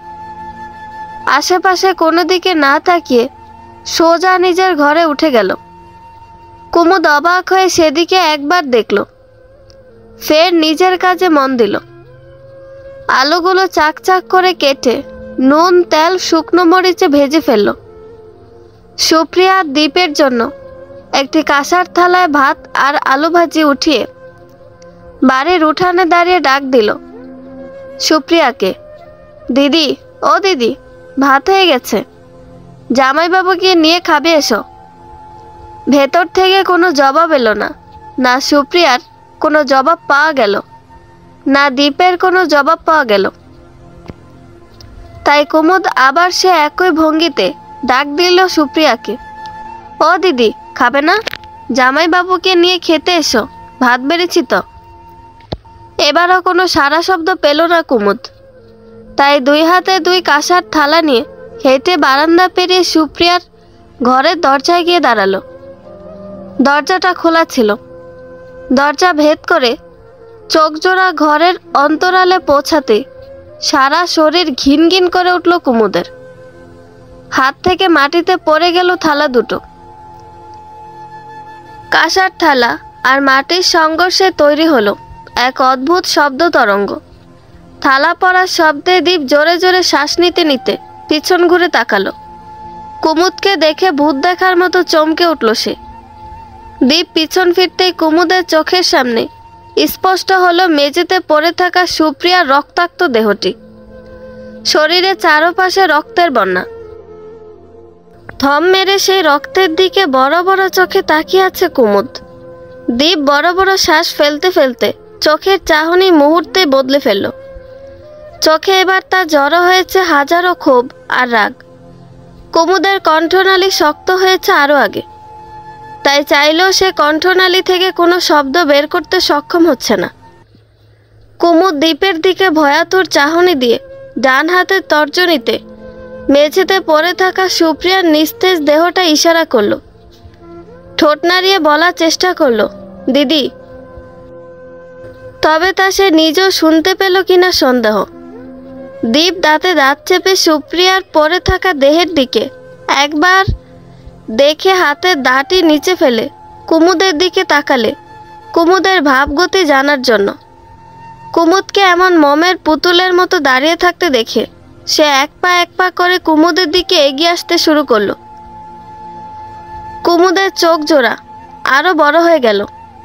সে দীপের গতিবিধি বুঝতে না পেরে জমাট বাঁধা পাটাকে প্রাণপণ চেষ্টায় তুলে দৌড়ানোর প্রচেষ্টা করল। শক্ত শিথিল পা জোড়া উঠিয়ে দুকদম যেতেই পিছন থেকে কুমুদের ঘাট ধরে ফেলল দীপ। টানতে টানতে ঘর থেকে বের করে উঠান পেরিয়ে বাড়ির পিছনে একটি গুদাম ঘরে ছুঁড়ে ফেলল কুমুদের দুর্বল দেহটাকে। কোনো কিছু বুঝে ওঠার আগে ঘরের দরজাটি বন্ধ করে দিল দীপ। ধপ করে কুমুদের মস্তিষ্কে প্রাণ এলো। সে আশেপাশে তাকিয়ে দেখল আশেপাশে কয়েকটি চটের বস্তা পরপর স্তূপ করা। ঘরটা এতটাই ছোট যে এখানে কয়েকটা বস্তা রাখতেই এটা বন্ধ হয়ে গিয়েছে। নেই কোনো আলো বাতাস প্রবেশের উৎস। আশেপাশে তাকিয়ে কোনো জানালাও চোখে পড়ল না কুমুদের। শুধু ছোট একটু ফাঁকা, তাও অনেক উপরে, যা থেকে সামান্য আলো ভিতরে প্রবেশ করলো। সে আলো পুরো ঘর আলোকিত করতে সক্ষম নয়। বস্তার স্তূপে সে ফাঁকাটুকু বন্ধ হয়ে আছে অর্ধেক। ঘরে বিরাজ করছে ঘুটঘুটে অন্ধকার। কুমুদ এবার জোরে জোরে চিৎকার করা শুরু করলো। নিজের সর্বশক্তি দিয়ে প্রচণ্ড জোরে দরজায় আঘাত করতে লাগলো। চিৎকার করে দরজা খোলার জন্য মিনতি করতে থাকলো, জামাইবাবু, দরজা খুলুন, এখানে আমার দম বন্ধ হয়ে আসছে, দরজাটা খুলুন দয়া করে। কুমুদ কথাগুলো বলছে আর অনবরত দরজায় বাড়ি দিয়ে যাচ্ছে। কিন্তু আফসোস, তার কথা শোনার মতো কেউ নেই এখানে। তবু সে দমে যায় না। সে তার মতো দরজায় আঘাত করতে থাকে এবং বিভিন্ন কথা আওড়াতে থাকে। জামাইবাবু, আমাকে ছেড়ে দেন, বিশ্বাস করুন আমি কাউকে বলবো না দিদির কথা, কেউ কিছু জানতে পারবে না। জামাইবাবু, দরজাটা খুলুন, আমার দম বন্ধ হয়ে আসছে, আমি শ্বাস নিতে পারছি না। কোনো সারা শব্দ পাওয়া গেল না অপর পাশ থেকে। কুমুদ গলা ফাটিয়ে কান্না করতে থাকলো। হাঁটু গেড়ে বসে পড়ল ময়লা ধুলো মেঝেতে। তার গায়ের ওপর থেকে দৌড়ে গেল একটি ছোট্ট কালো ইঁদুর, যা স্পষ্ট দেখা না গেল প্রাণীটির অদ্ভুত ডাকে বোঝা গেল এটা ইঁদুর। কুমুদ ভয়ে চিৎকার দিয়ে উঠল। দু কদম সরে বসল সে। হঠাৎই দপদপ শব্দে কান খাড়া করে দিল কুমুদ। মনে হচ্ছে ঘরটির পিছনেই কেউ শব্দ করছে। শব্দটি খুব সম্ভবত কোদাল দিয়ে মাটি কাটার শব্দ। কুমুদ উঠে দাঁড়ালো, শাড়ির আঁচলটি কোমরে বেঁধে বস্তার স্তূপ থেকে কয়েকটি বস্তা নিচে ফেলার চেষ্টা করলো। আস্তে আস্তে একটি, তারপর দুইটি এবং সর্বশেষ 3 বস্তা নিচে ফেলতে লোহায় আটকানো ফাঁকা জায়গাটি উন্মুক্ত হলো। কুমুদ বাকি থাকা বস্তাগুলোর উপরে দাঁড়ানোর চেষ্টা করলো শব্দের উৎস জানার জন্য। প্রথমবার ব্যর্থ হলো সে বস্তার উপর দাঁড়াতে, দ্বিতীয়বার আবারও ব্যর্থ হলো, তৃতীয়বার সে সফল হলো। কাপা পায়ে উঁচু বস্তার স্তূপের উপর দাঁড়িয়ে ফাঁকা জায়গাটিতে জমে থাকা মাকড়সার জালগুলো হাত দিয়ে ছিঁড়ে ফেলল সে। বাইরে চোখ যেতেই বুকের মধ্যে হাহাকার করে উঠল তার। দীপ সুপ্রিয়ার রক্তাক্ত নিস্তেজ দেহটি পাশে রেখে কোদাল দিয়ে প্রচণ্ড গতিতে মাটি কাটছে, যেন সে অদ্ভুত এক তারার মধ্যে আছে। মাঝে মাঝে আশেপাশে তাকিয়েও দেখছে। কোনো মতে একটি গর্ত করে সুপ্রিয়াকে সেখানে ঠেসে ঠুসে ঢুকিয়ে দিল দীপ। যে দৃশ্য কুমুদের ছোট্ট হৃদয়টাকে কাঁপিয়ে দিল। ব্যস্ত হাতে পাশে স্তূপ করে রাখা মাটিগুলো কোদাল ভরে সুপ্রিয়ার গায়ে ঢেলে দিতে থাকলো একে একে। সম্পূর্ণ মাটি দিয়ে ভরাট করা হয়ে গেলে কোদাল দিয়ে জোরে জোরে বাড়ি দিয়ে মাটিটা সমান করে দিল। কখনো আবার নিজের পায়ের সাহায্যেও চেপে মাটি সমান করে দিল। হতবাক কুমুদ চিৎকার করে কেঁদে উঠল। দীপকে আকুল কণ্ঠে বলতে লাগলো, দিদিকে কেন মেরে ফেললেন জামাইবাবু? দিদি তো আপনার কোনো ক্ষতি করেনি। আমাকে বের করুন এখান থেকে, আমি যে এখানে থাকতে পারছি না। কুমুদের কথায় রক্তচক্ষু নিয়ে দীপ কুমুদের দিকে তাকায়। এগিয়ে এসে লোহার রডের ভিতর থেকে হাত ঢুকিয়ে কুমুদকে ধাক্কা দিয়ে নিচে ফেলে দেয়। পায়ে ব্যথা পায় কুমুদ। দীপ সেখান থেকে চলে যায়। আবারও ফিরে আসে এবং সাথে করে নিয়ে আসে চওড়া একটি কাঠের তক্তা, যা দিয়ে ফাঁকা জায়গাটি আটকে দেয়। যাওয়ার আগে গলা উঁচিয়ে বলে যায়, এখানে পচে গলে মর। অসহায় কুমুদের কাঁদতে কাঁদতে চোখের পাতা এক হয়ে যায়। হারাতে থাকে তার জ্ঞান শক্তি আর তাজা হতে থাকে স্মৃতির পাতা। চোখের পাতা এক হতে খুলে যায় তার জীবনের কঠিন সময় সূচনা দৃশ্য। জ্ঞানহীন কুমুদ ডুব দেয় অতীতের কালো অন্ধকারে।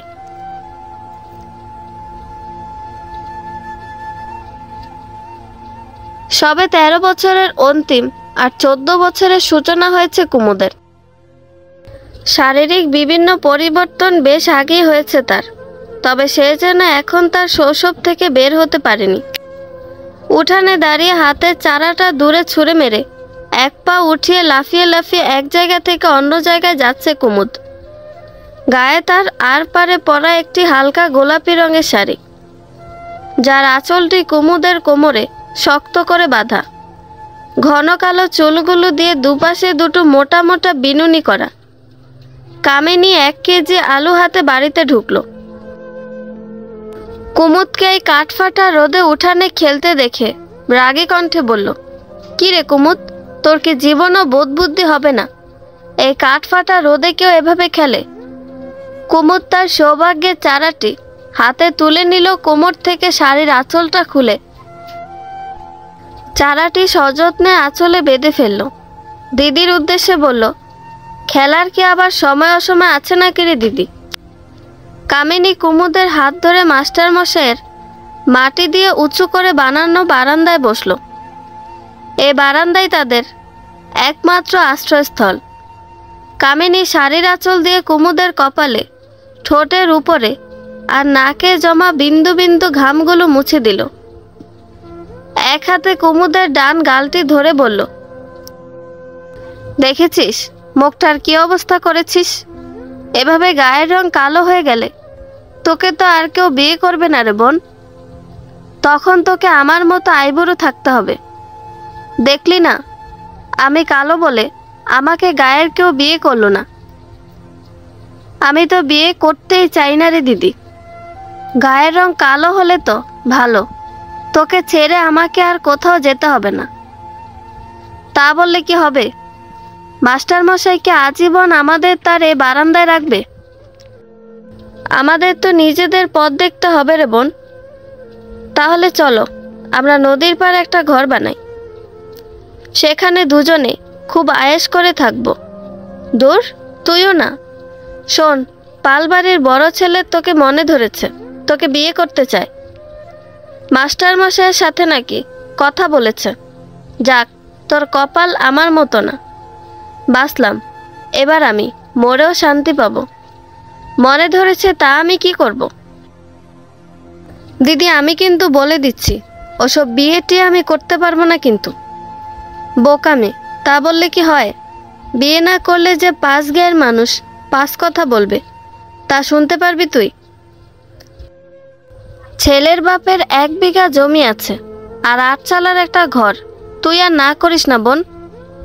এমনিতেই অনেক সমস্যার মধ্যে আছি।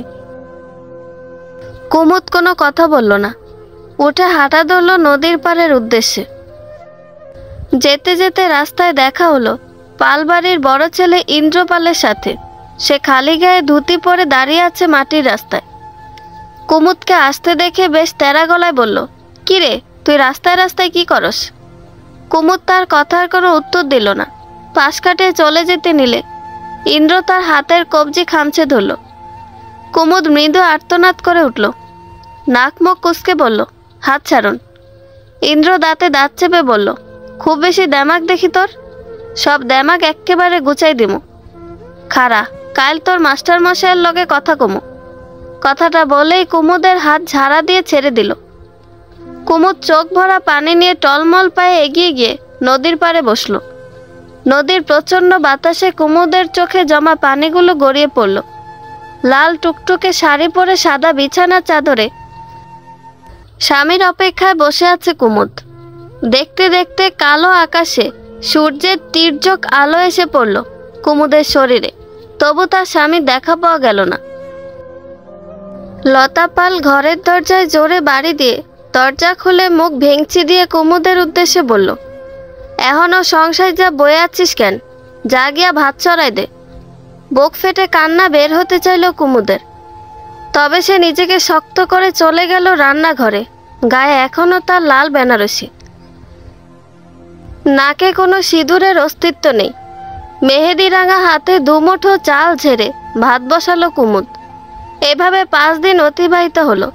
5 দিনের দিন সে জানতে পারল তার স্বামী পালবাড়ির বড় ছেলে ইন্দ্রপাল না, বরং পালবাড়ির মেজ ছেলে দেবপাল তার স্বামী, যাকে সে কখনো চোখের দেখাও দেখেনি। এ কথা শোনার পর কুমুদের চারদিকটা অন্ধকার হয়ে এলো। তবে একদিক থেকে ভালোও লাগলো, কারণ সে ইন্দ্রকে তেমন একটা পছন্দ করত না। এসব ভাবতে ভাবতে পুকুরে কাপড়গুলো পানিতে ভাসাচ্ছে কুমুদ। সন্ধ্যা নেমে এলো প্রায়। এখনো দুপুরের খাওয়া হয়নি কুমুদের, আর খাবেও না ভাবছে। রাতে একবারে থাকলে খেয়ে নিবে। কাপড়গুলো উঠিয়ে 2 সিঁড়ি পার করতেই একটি বাচ্চা ছেলে দৌড়ে এসে কুমুদের উদ্দেশ্যে বলল, দিদি রে, শিশু গাছের তলায় দাদার লাশ পাওয়া গেছে। কুমুদের হাত থেকে কাপড়গুলো পড়ে গেল। সে মুখে হাত দিয়ে ফুঁফিয়ে কেঁদে উঠল। ছুটে বাড়ি যেতেই দেখতে পেল বাড়িতে মানুষের ঢল নেমেছে। লতা চিৎকার করে কাঁদছে, আর তাকে ঘিরে গ্রামের সকলে নানান কথা বলছে। কুমুদ তাদের সামনে গিয়ে দাঁড়াতেই লতা দৌড়ে এসে কুমুদের চুলের মুঠি ধরে দাঁতে দাঁত চেপে বলল, রাক্ষসী, গিলে খেলি আমার ছেলেটাকে। আমি জানতাম তুই একটা রাক্ষসী। কুমুদ এক হাতে চুল ধরে ঝরঝর করে কেঁদে উঠল। কান্নারত কামিনী দৌড়ে এসে কুমুদকে ছাড়িয়ে ঘরের ভিতরে নিয়ে গেল। কুমুদ তার দিদিকে জড়িয়ে ধরে অজরে কাঁদতে রইল। অবুঝের মতো দিদিকে প্রশ্ন করল, দিদি, আমরা কেন এত অভাগা? আমাদের কপালেই কেন এত দুঃখ? কামিনী ডুকরে কেঁদে উঠল। কি বলে নিজের বোনকে সান্ত্বনা দেবে সে? সেও যে জন্ম থেকে এই একটা প্রশ্নের উত্তর খুঁজে যাচ্ছে সব জায়গায়। আজ পর্যন্ত কেউ তার এ প্রশ্নের উত্তর দিতে পারল না। পিটপিট করে চোখ খুলল কুমুদ। চারপাশটা ঘুটঘুটে অন্ধকার। সে খেয়াল করল তার শ্বাস নিতে বেশ কষ্ট হচ্ছে। নিঃশ্বাসের সাথে ধুলোগুলো তার বুকে জমা হচ্ছে। কুমুদ দুর্বল শরীরটা মাটি থেকে উঠানোর চেষ্টা করল। ধীরে ধীরে উঠে বসল সে। নিজের অবস্থান সম্পর্কে সে অজ্ঞাত। ঘরে আধারের রাজত্বে সে কিছু দেখতেও পাচ্ছে না। প্রথমে কিছু বুঝতে না পারলেও পরে সুপ্রিয়ার রক্তাক্ত শরীর চোখের সামনে ভেসে উঠতে কুমুদ কেঁদে উঠল। তবে গলা থেকে কোনো শব্দ বের হলো না। আওয়াজ বের করার চেষ্টা করতেই বুঝতে পারল ধুলোয় তার গলা আটকে গেছে। একটা কাশি দিল কুমুদ। সাথে সাথে আরও কয়েকটা কাশি দিল সে। চোখ ঘুরিয়ে দেখার চেষ্টা করলো চারিদিকে। তবে কিছু দেখতে পেল না সে। বুঝতে পারল এখন রাত। বসে অপেক্ষা করলো সকাল হওয়ার। আবছা আলোয় ঘরের চটের বস্তাগুলো চোখে অস্পষ্টভাবে দৃশ্যমান হতেই কুমুদ ঠাহর করতে পারল সকাল হয়েছে। পাকস্থলী টান টান করছে খিদের যন্ত্রণায়। গলা বুক জ্বলে যাচ্ছে তৃষ্ণায়। দুই হাতে পেটে চাপ দিয়ে আবারও মেঝেতে শুয়ে পড়ল কুমুদ।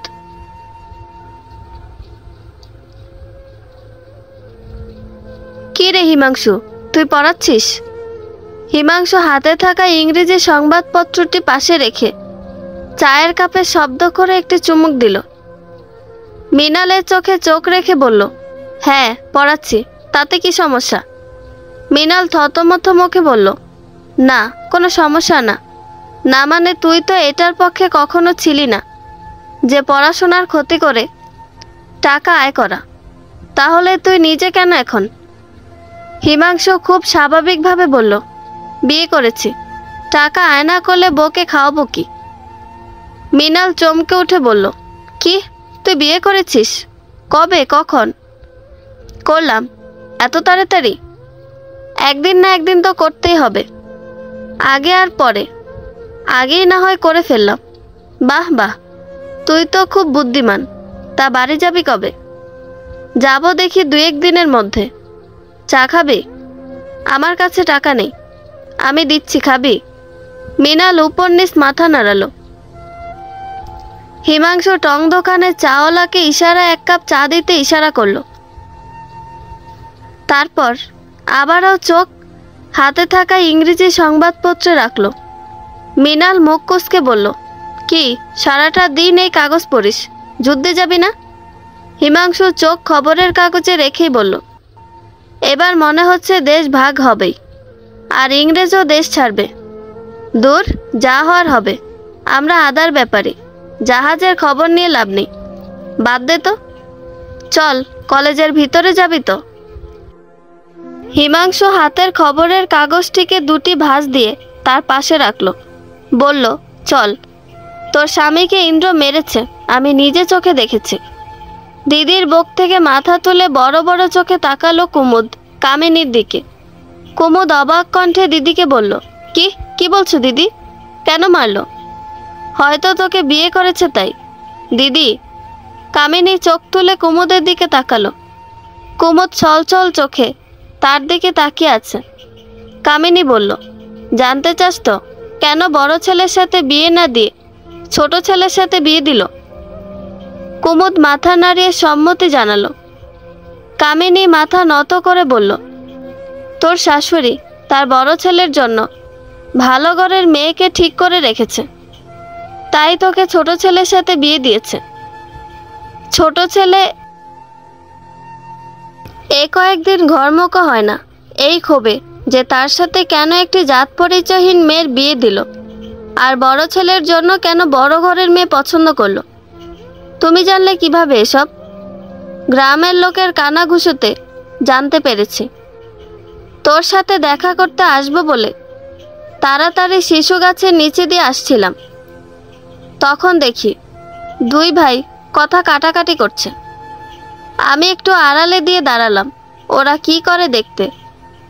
তখন এক পর্যায়ে দেখলাম ইন্দ্র পাশ থেকে একটি ইট উঠিয়ে দেবের মাথায় বাড়ি দিয়েছে। বাড়ি দিয়ে সেও বুঝতে পারেনি হয়তো যে দেব মরে যাবে। দেবের কোনো সাড়া শব্দ না পেয়ে কাছে গিয়ে যেন কি দেখলো, তারপর দৌড়ে পালালো। আমার সারা শরীর হিম হয়ে গিয়েছিল, আমি হাঁটতে পারছিলাম না। এটা দেখার পর অনেক কষ্টে এতটুকু হেঁটে এসেছি। কামিনী কথা শেষ করে নিজের হাত থেকে একজোড়া সোনার বালা খুলে কুমুদের হাতে পরিয়ে দিল। কুমুদের গাল দুই হাতে ধরে বলল, পালা কুমুদ, তোকে কেউ কিছু জিজ্ঞেস করলে বলবি তুই কিছু জানিস না, না হলে ওই ইন্দ্র তোকে বাঁচতে দিবে না। এখানে থাকলে এরা তোকে বাঁচতে দিবে না। কিন্তু দিদি, তোমাকে এখানে একা রেখে আমি যাব না। না বোন, জেদ করিস না, পালা। কুমুদ আর কিছু বলতে পারল না। তার আগে লতা পাল কুমুদের চুলের মুঠি ধরে নিয়ে গেল শ্মশানে চিতায় নিক্ষেপ করতে। বোনকে বাঁচাতে ব্যর্থ হয়ে দিদি কামিনীও ঝাঁপ দিল নদীর অতল গহ্বরে। আর সেই দৃশ্য চোখে ভাসতেই দপ করে চোখ খুলে ফেলল কুমুদ। আশেপাশে তাকিয়ে আবছা আলোয় দেখতে পেল ধুলোয় ভরা ঘরে হাজারো ইঁদুরের বসবাস। ঘরের এক কোণ থেকে অন্য কোণে দৌড়ে বেড়াচ্ছে তারা। খিদের যন্ত্রণায় নিজের ডান হাত কামড়ে ধরল কুমুদ। আজ দুটো রাত এভাবে এখানে আটকে আছে সে। পেটে না পড়েছে একটু কোনো দানা, আর না পড়েছে জলের কোনো ফোঁটা। নিভু নিভু চোখে কুমুদ ভাবতে থাকলো, আর এক রাত এখানে বন্দি থাকলে হয়তো সে সত্যি এখানে পচে গলে মরবে। খিদে আর তৃষ্ণায় তার মৃত্যু অনিবার্য। খিদের যন্ত্রণার বেঁচে থাকার প্রবল ইচ্ছায় হিংস্র হয়ে উঠল কুমুদ। হিংস্র শিকারীর মতো ঘরের এক কোণ থেকে অন্য কোণে দৌড়াদৌড়ি করা ইঁদুরগুলোর দিকে একদৃষ্টিতে তাকিয়ে থাকলো সে। চোখ দুখানা লাল রক্তবর্ণ ধারণ করেছে। মুখ দিয়ে এক অদ্ভুত গুংরানি শুরু করলো কুমুদ। খিদের যন্ত্রণা এতটা হিংস্র হয়ে উঠল যে সে নিজেই বুঝতে পারল না সে কি করলো। খপ করে সামনে থেকে যাওয়া একটি ইঁদুর ধরে সাথে সাথে মুখে পুরে দিল, আবার সঙ্গে সঙ্গে থু করে ফেলেও দিল। পেট মুচড়ে বমি বের হতে চাইল, তবে পেটে কিছু না থাকায় শুধু মুখ দিয়ে শব্দ হলো, কিছু বের হলো না। চিৎকার করে কেঁদে উঠল কুমুদ। হাজারো অভিযোগ নিয়ে তার সৃষ্টিকর্তার কাছে বলতে লাগলো, এ কেমন জীবন দিলে আমাকে ভগবান? এমনভাবে যদি আমার জীবন সাজালে, তাহলে কেন আমার এই সুন্দর পৃথিবীতে সুখের কাঙাল করে পাঠালে? খিদের জ্বালায় মরে যাচ্ছি আমি। হয় তুমি এখনই আমার দেহ থেকে জানটাকে নিয়ে নাও, না হয় আমাকে বাঁচাও। তাও আমি এই খিদের যন্ত্রণা সহ্য করতে পারছি না। বলে হাত পা দাপাতে দাপাতে মেঝেতে শুয়ে পড়ল কুমুদ। দুই হাত দিয়ে পেটটা চেপে ধরল। মেঝেতে পড়ে থাকা মরা ইঁদুরটার দিকে এক দৃষ্টিতে তাকিয়ে থাকলো কিছুক্ষণ। অতঃপর ডান পা দিয়ে লাথি মেরে সেটাকে দূরে সরিয়ে দিল। চোখটা এবার বোধহয় আজীবনের মতো লেগে আসছে, আর বোধহয় দু চোখ খুলে এই পৃথিবীর আলোটাকে গায়ে মাখানো হবে না। মৃণালকে নিয়ে হাটে এসেছে হিমাংশু। আজ সে বাড়ি যাবে, তাই কুমুদ আর তার দিদির জন্য তার প্রথম আয় দিয়ে কিছু কিনবে বলে বুধবারে জমজমাট ভরা হাটে এলো।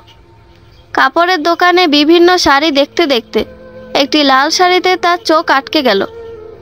এমনি এক লাল টুকটুকে শাড়িতে সে কুমুদকে দেখে এক নতুন অনুভূতির সাথে পরিচিত হয়। শাড়িটিতে হিমাংশু তার নরম হাত রাখে, এপাশ ওপাশ হাত বুলিয়ে বলে, দাদা, শাড়ির দাম কত? এটা তো ভালো মানের শাড়ি, তাই এর দাম 13 টাকা। নিয়ে যান, বৌদি খুশি হয়ে যাবে। মৃণাল চোখ কপালে তুলে অবাক কণ্ঠে বলল, 13 টাকা? দিনে দুপুরে ডাকাতি? দোকানদার ব্রুকুটি করে তাকালো মৃণালের দিকে, মুখ কালো করে বলল, পছন্দ হলে নেন, না হয় না নেন, ঝামেলা করেন না তো। হিমাংশুর ঠোঁটে ভাসছে এক মিষ্টি হাসি। সে পকেট থেকে 13 টাকা বের করে দোকানদারের হাতে দিল। মৃণাল অবাক চোখে হিমাংশুর কাজকর্ম দেখতে লাগলো। নিচু স্বরে হিমাংশুর কানে ফিসফিস করে বলল, কিরে হিমাংশু, মাথাটা একদম গেছে নাকি? 13 টাকা দিয়ে শাড়ি কিনছিস, বাকি মাস চলবি কি করে? হিমাংশু মুখে হাসি নিয়ে বলল, 13 টাকা কি বেশি? মৃণাল দু ঠোঁটের মাঝে দূরত্ব তৈরি হলো। সে হা করে শুধু হিমাংশুর দিকে চেয়ে আছে। হিমাংশু দোকানদারের থেকে তার দিদির জন্য একটি মেরুন রঙের শাড়ি নিল। চুড়ির দোকান থেকে এক গুচ্ছ চুড়ি নিল কুমুদের জন্য, সাথে নিল একটি বেলি ফুলের মালা। আরেক গুচ্ছ চুড়ি নিল তার দিদি সুপ্রিয়ার জন্য। মনে হাজারো আনন্দ নিয়ে রওনা দিল দিদির বাড়ির উদ্দেশ্যে। দিন দুপুরে বাড়িতে এত নিস্তব্ধতা দেখে বেশ অবাকই হলো হিমাংশু। আরও অবাক হলো যখন দেখলো ঘরের সদর দরজায় তালা দেওয়া। হিমাংশু আশেপাশে তাকিয়ে গলা উঁচিয়ে তার দিদিকে ডাকলো কয়েকবার, দিদি, ও দিদি, কই গো সবাই? কারো কোনো সাড়া শব্দ না পেয়ে হিমাংশু একটি দীর্ঘশ্বাস ছাড়ল। বাড়ির উঁচু বারান্দায় পা ঝুলিয়ে বসলো এই আশ্বাসে যে কুমুদ আর তার দিদি আশেপাশেই কোথাও আছে, এখনই ফিরে আসবে। বসতে বসতে তৃষ্ণা পেল হিমাংশুর। উঠে দাঁড়ালো সে।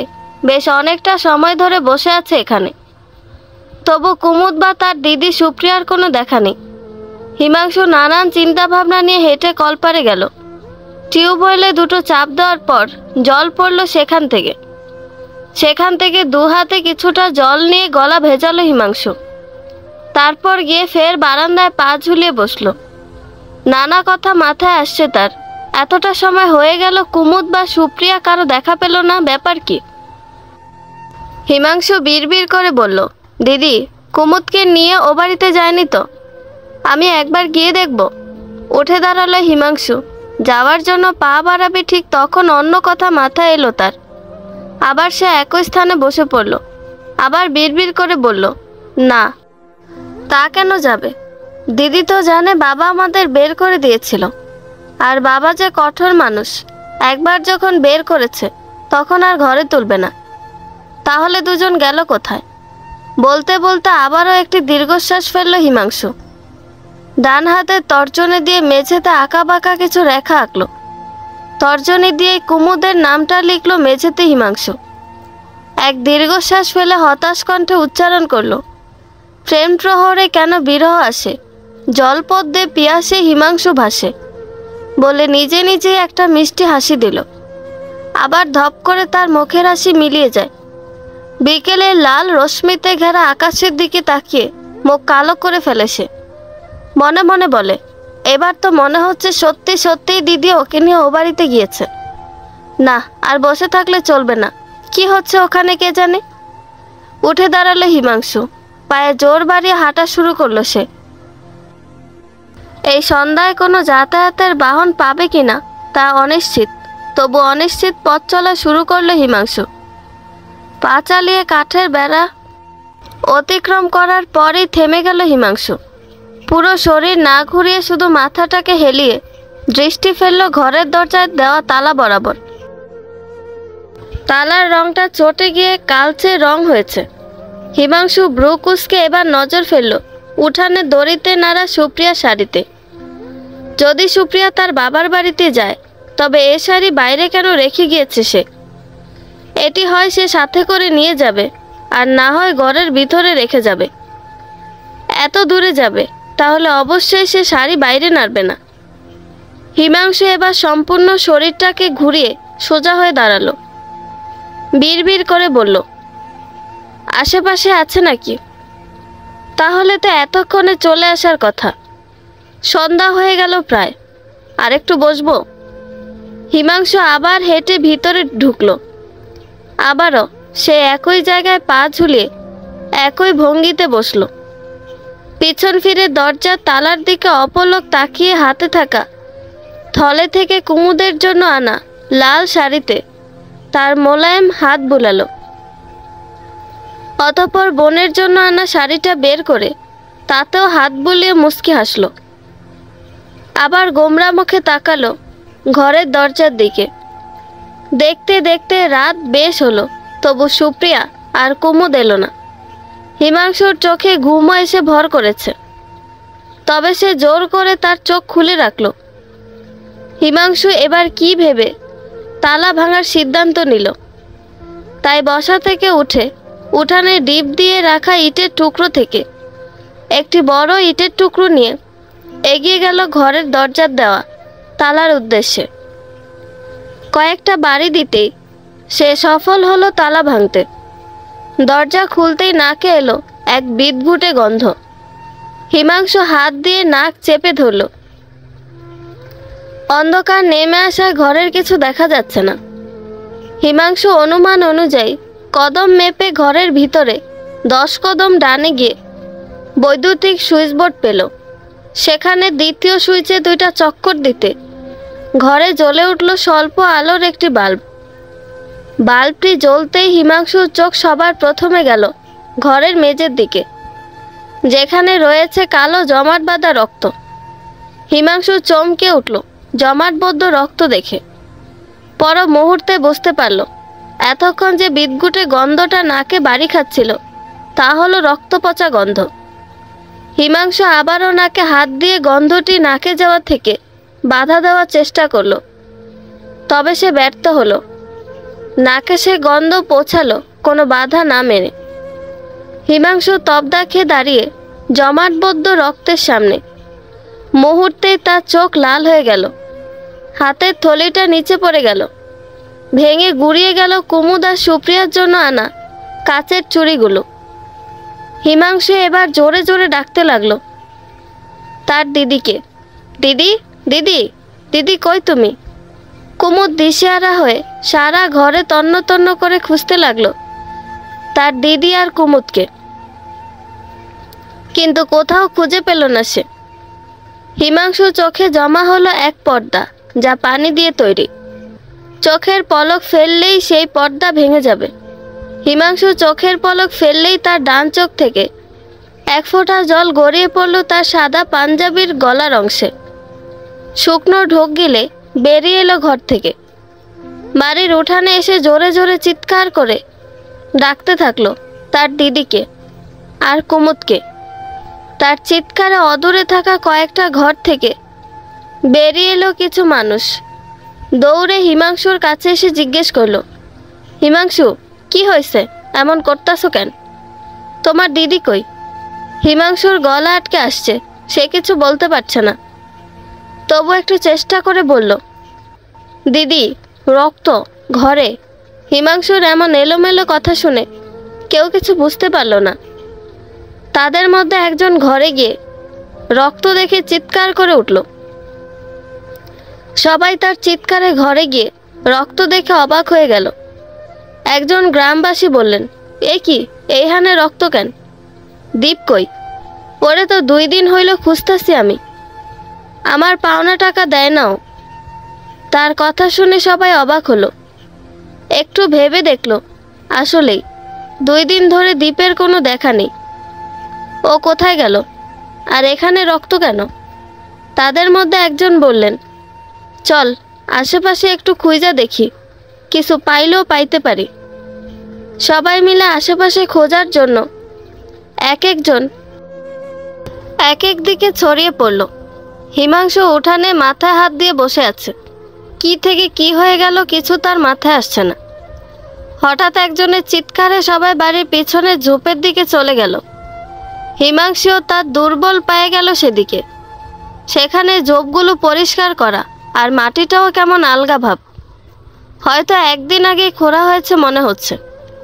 সবাই ধারণা করলো এখানেই হয়তো কিছু পাওয়া যাবে, তাই কোদাল দিয়ে সবাই মিলে খোঁড়া শুরু করলো জায়গাটা। এই দৃশ্য দেখতে পারল না হিমাংশু। কে হবে ওই গর্তে, কুমুদ নাকি? আর কিছু ভাবতে পারল না সে। অসম্ভব বৃষ্টি গন্ধে মুখে হাত দিয়ে উঠানে এসে হরহর করে বমি করে দিল হিমাংশু। গর্তের কিছু মাটি সরাতেই দৃশ্যমান হলো সুপ্রিয়ার অর্ধগলিত মরদেহ। সবাই আঁতকে উঠল সুপ্রিয়ার লাশ দেখে। গ্রামের একজন তার বিস্মিত কণ্ঠে উচ্চারণ করলো, সুপ্রিয়া। নিজের দিদির নাম শুনে হাউমাউ করে কেঁদে উঠল হিমাংশু। সে ভেবেছিল তার দিদিকে তার দেওয়া নতুন শাড়িতে দেখবে, কিন্তু এখন এমন অর্ধগলিত অবস্থায় দেখতে হবে সে কল্পনাও তো ভাবেনি। দিদির লাশের সামনে বসে অঝরে অশ্রু বিসর্জন দিচ্ছে হিমাংশু। হঠাৎ করে তার মাথায় এলো, কুমুদ, কুমুদ কোথায়? সে কান্না থামিয়ে অস্পষ্টভাবে উচ্চারণ করলো, কুমুদ। গ্রামবাসী নিজেদের মুখ চাওয়াচাই করলো কিছুক্ষণ। তা দেখে একজন বললেন, কুমুদ ওর বউ। ওই ও নিখোঁজ নাকি? ওরে আবার কোন হানে পুইত্যা রাখছে ভগবান জানে। চল খোঁজ সবাই। সবাই আবার খোঁজ খুঁজিতে লেগে পড়ল। সুপ্রিয়ার লাশ এনে রাখা হলো বাড়ির খোলা উঠানে। কুমুদকে পুঁতে রেখেছে বাক্যটি শুনে আঁতকে উঠল হিমাংশু। যদি কুমুদকে এভাবে দেখতে হয় তবে সে আর বেঁচে থাকতে পারবে না। তাই সেও যোগ দিল খোঁজ খুঁজিতে। কোথাও খুঁজে না পেয়ে সবাই যখন হতাশ হয়ে বাড়ির পিছন দিকটা থেকে ফিরে আসবে, ঠিক তখনই একজন বলে উঠল, এই গুদাম ঘরে নাই তো। সবার পা থেমে গেল। তার কথায় সায় দিয়ে বলল, থাকতেও পারে, চল দেখি গিয়া। গুদাম ঘরের তালা ভেঙে প্রবেশ করলো সবাই। হারিকেনের আলোয় দেখা গেল লাল শাড়িতে অচেতন অবস্থায় মেঝেতে পড়ে আছে কুমুদ। তার থেকে একটু দূরে মরা ইঁদুর। হিমাংশু দৌড়ে এলো কুমুদের কাছে। কুমুদের মুখে থাবা দিতে দিতে বলল, কুমুদ, কুমুদ চোখ খোলো। কুমুদ। কুমুদ চোখ খুলল না। এতক্ষণে সারা গ্রাম জানাজানি হয়ে গিয়েছে।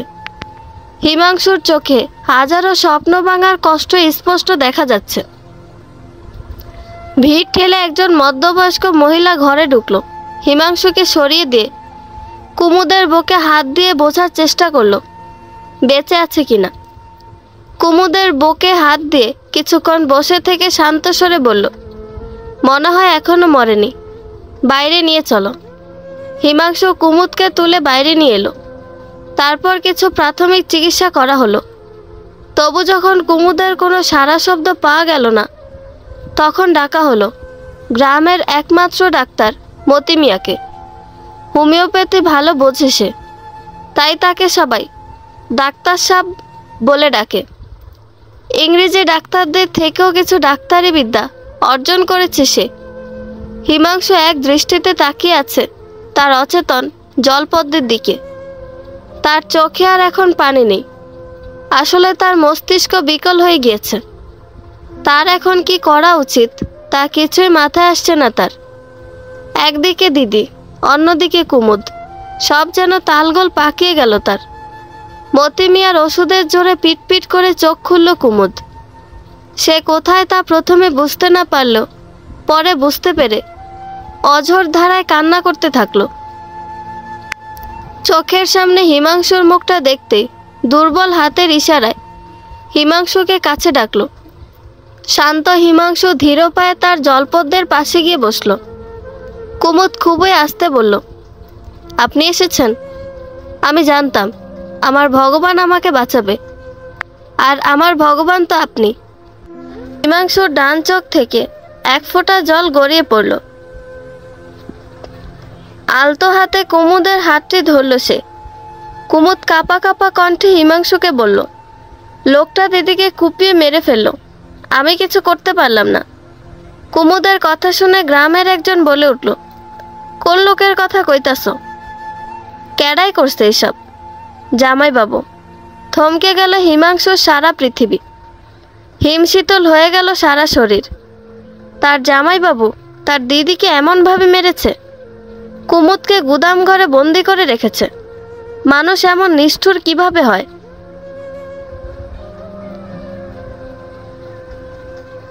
সবে ভাতটা বসালো কুমুদ। ঠিক এমন সময় হিমাংশুর উচ্চ কণ্ঠে তার নাম শুনে ভাত ফেলে দৌড়ে উঠানে গেল সে। হিমাংশু উঠানে দাঁড়িয়ে কুমুদকে ডেকে চলেছে। কুমুদ, কুমুদ, কি হয়েছে? এভাবে চিৎকার করছেন কেন? হিমাংশু কোনো কথা না বলে কুমুদের হাত ধরে টেনে ঘরে নিয়ে গেল। আয়নার সামনে দাঁড় করিয়ে কুমুদের কপালে একটি বড় লাল টিপ দিয়ে দিল। তারপর তর্জনী আর বৃদ্ধ আঙুলের ব্যবহারে লাল সিঁদুরে রাঙিয়ে দিল কুমুদের সিথি। কুমুদ লজ্জায় মাথা নিচু করে বলল, কি করছেন? হিমাংশু কুমুদের থুতনি ধরে কুমুদের মুখটাকে উপরে তুলে কুমুদের টিপের ওপর এক দীর্ঘ চুমু খেল। তারপর আবেগী স্বরে বলল, আমার জলপদ্ম। কথা শেষ করে হিমাংশু কাঠের টেবিলের ওপর রাখা তার দিদির ছবির সামনে গিয়ে দাঁড়ালো। ছবির সামনে লাল কাপড়ে মোড়ানো ঘটিটা দুহাতে তুলে নিয়ে বলল, আজ 3 বছর পর তোমার খুনির শাস্তি হলো দিদি, তাই এবার এটি গঙ্গায় ফেলার সময় এসে গিয়েছে। লাল কাপড়ে মুখ ঢাকা ঘটিটাকে ডান হাতে শক্ত করে ধরে বাম হাতে কুমুদের ডান হাতের কবজি শক্ত করে আঁকড়ে ধরল হিমাংশু। তারপর হাঁটা শুরু করলো গঙ্গার উদ্দেশ্যে। বন্ধুরা, গল্পটি ভালো লেগে থাকলে একটা লাইক করে দিবেন এবং গল্প সম্পর্কে কোনো মতামত জানানোর থাকলে কমেন্ট করতে পারেন। নতুন নতুন আরও গল্প শোনার জন্য চ্যানেলটি সাবস্ক্রাইব করে পাশেই থাকবেন। ধন্যবাদ সবাইকে, ভালো থাকবেন।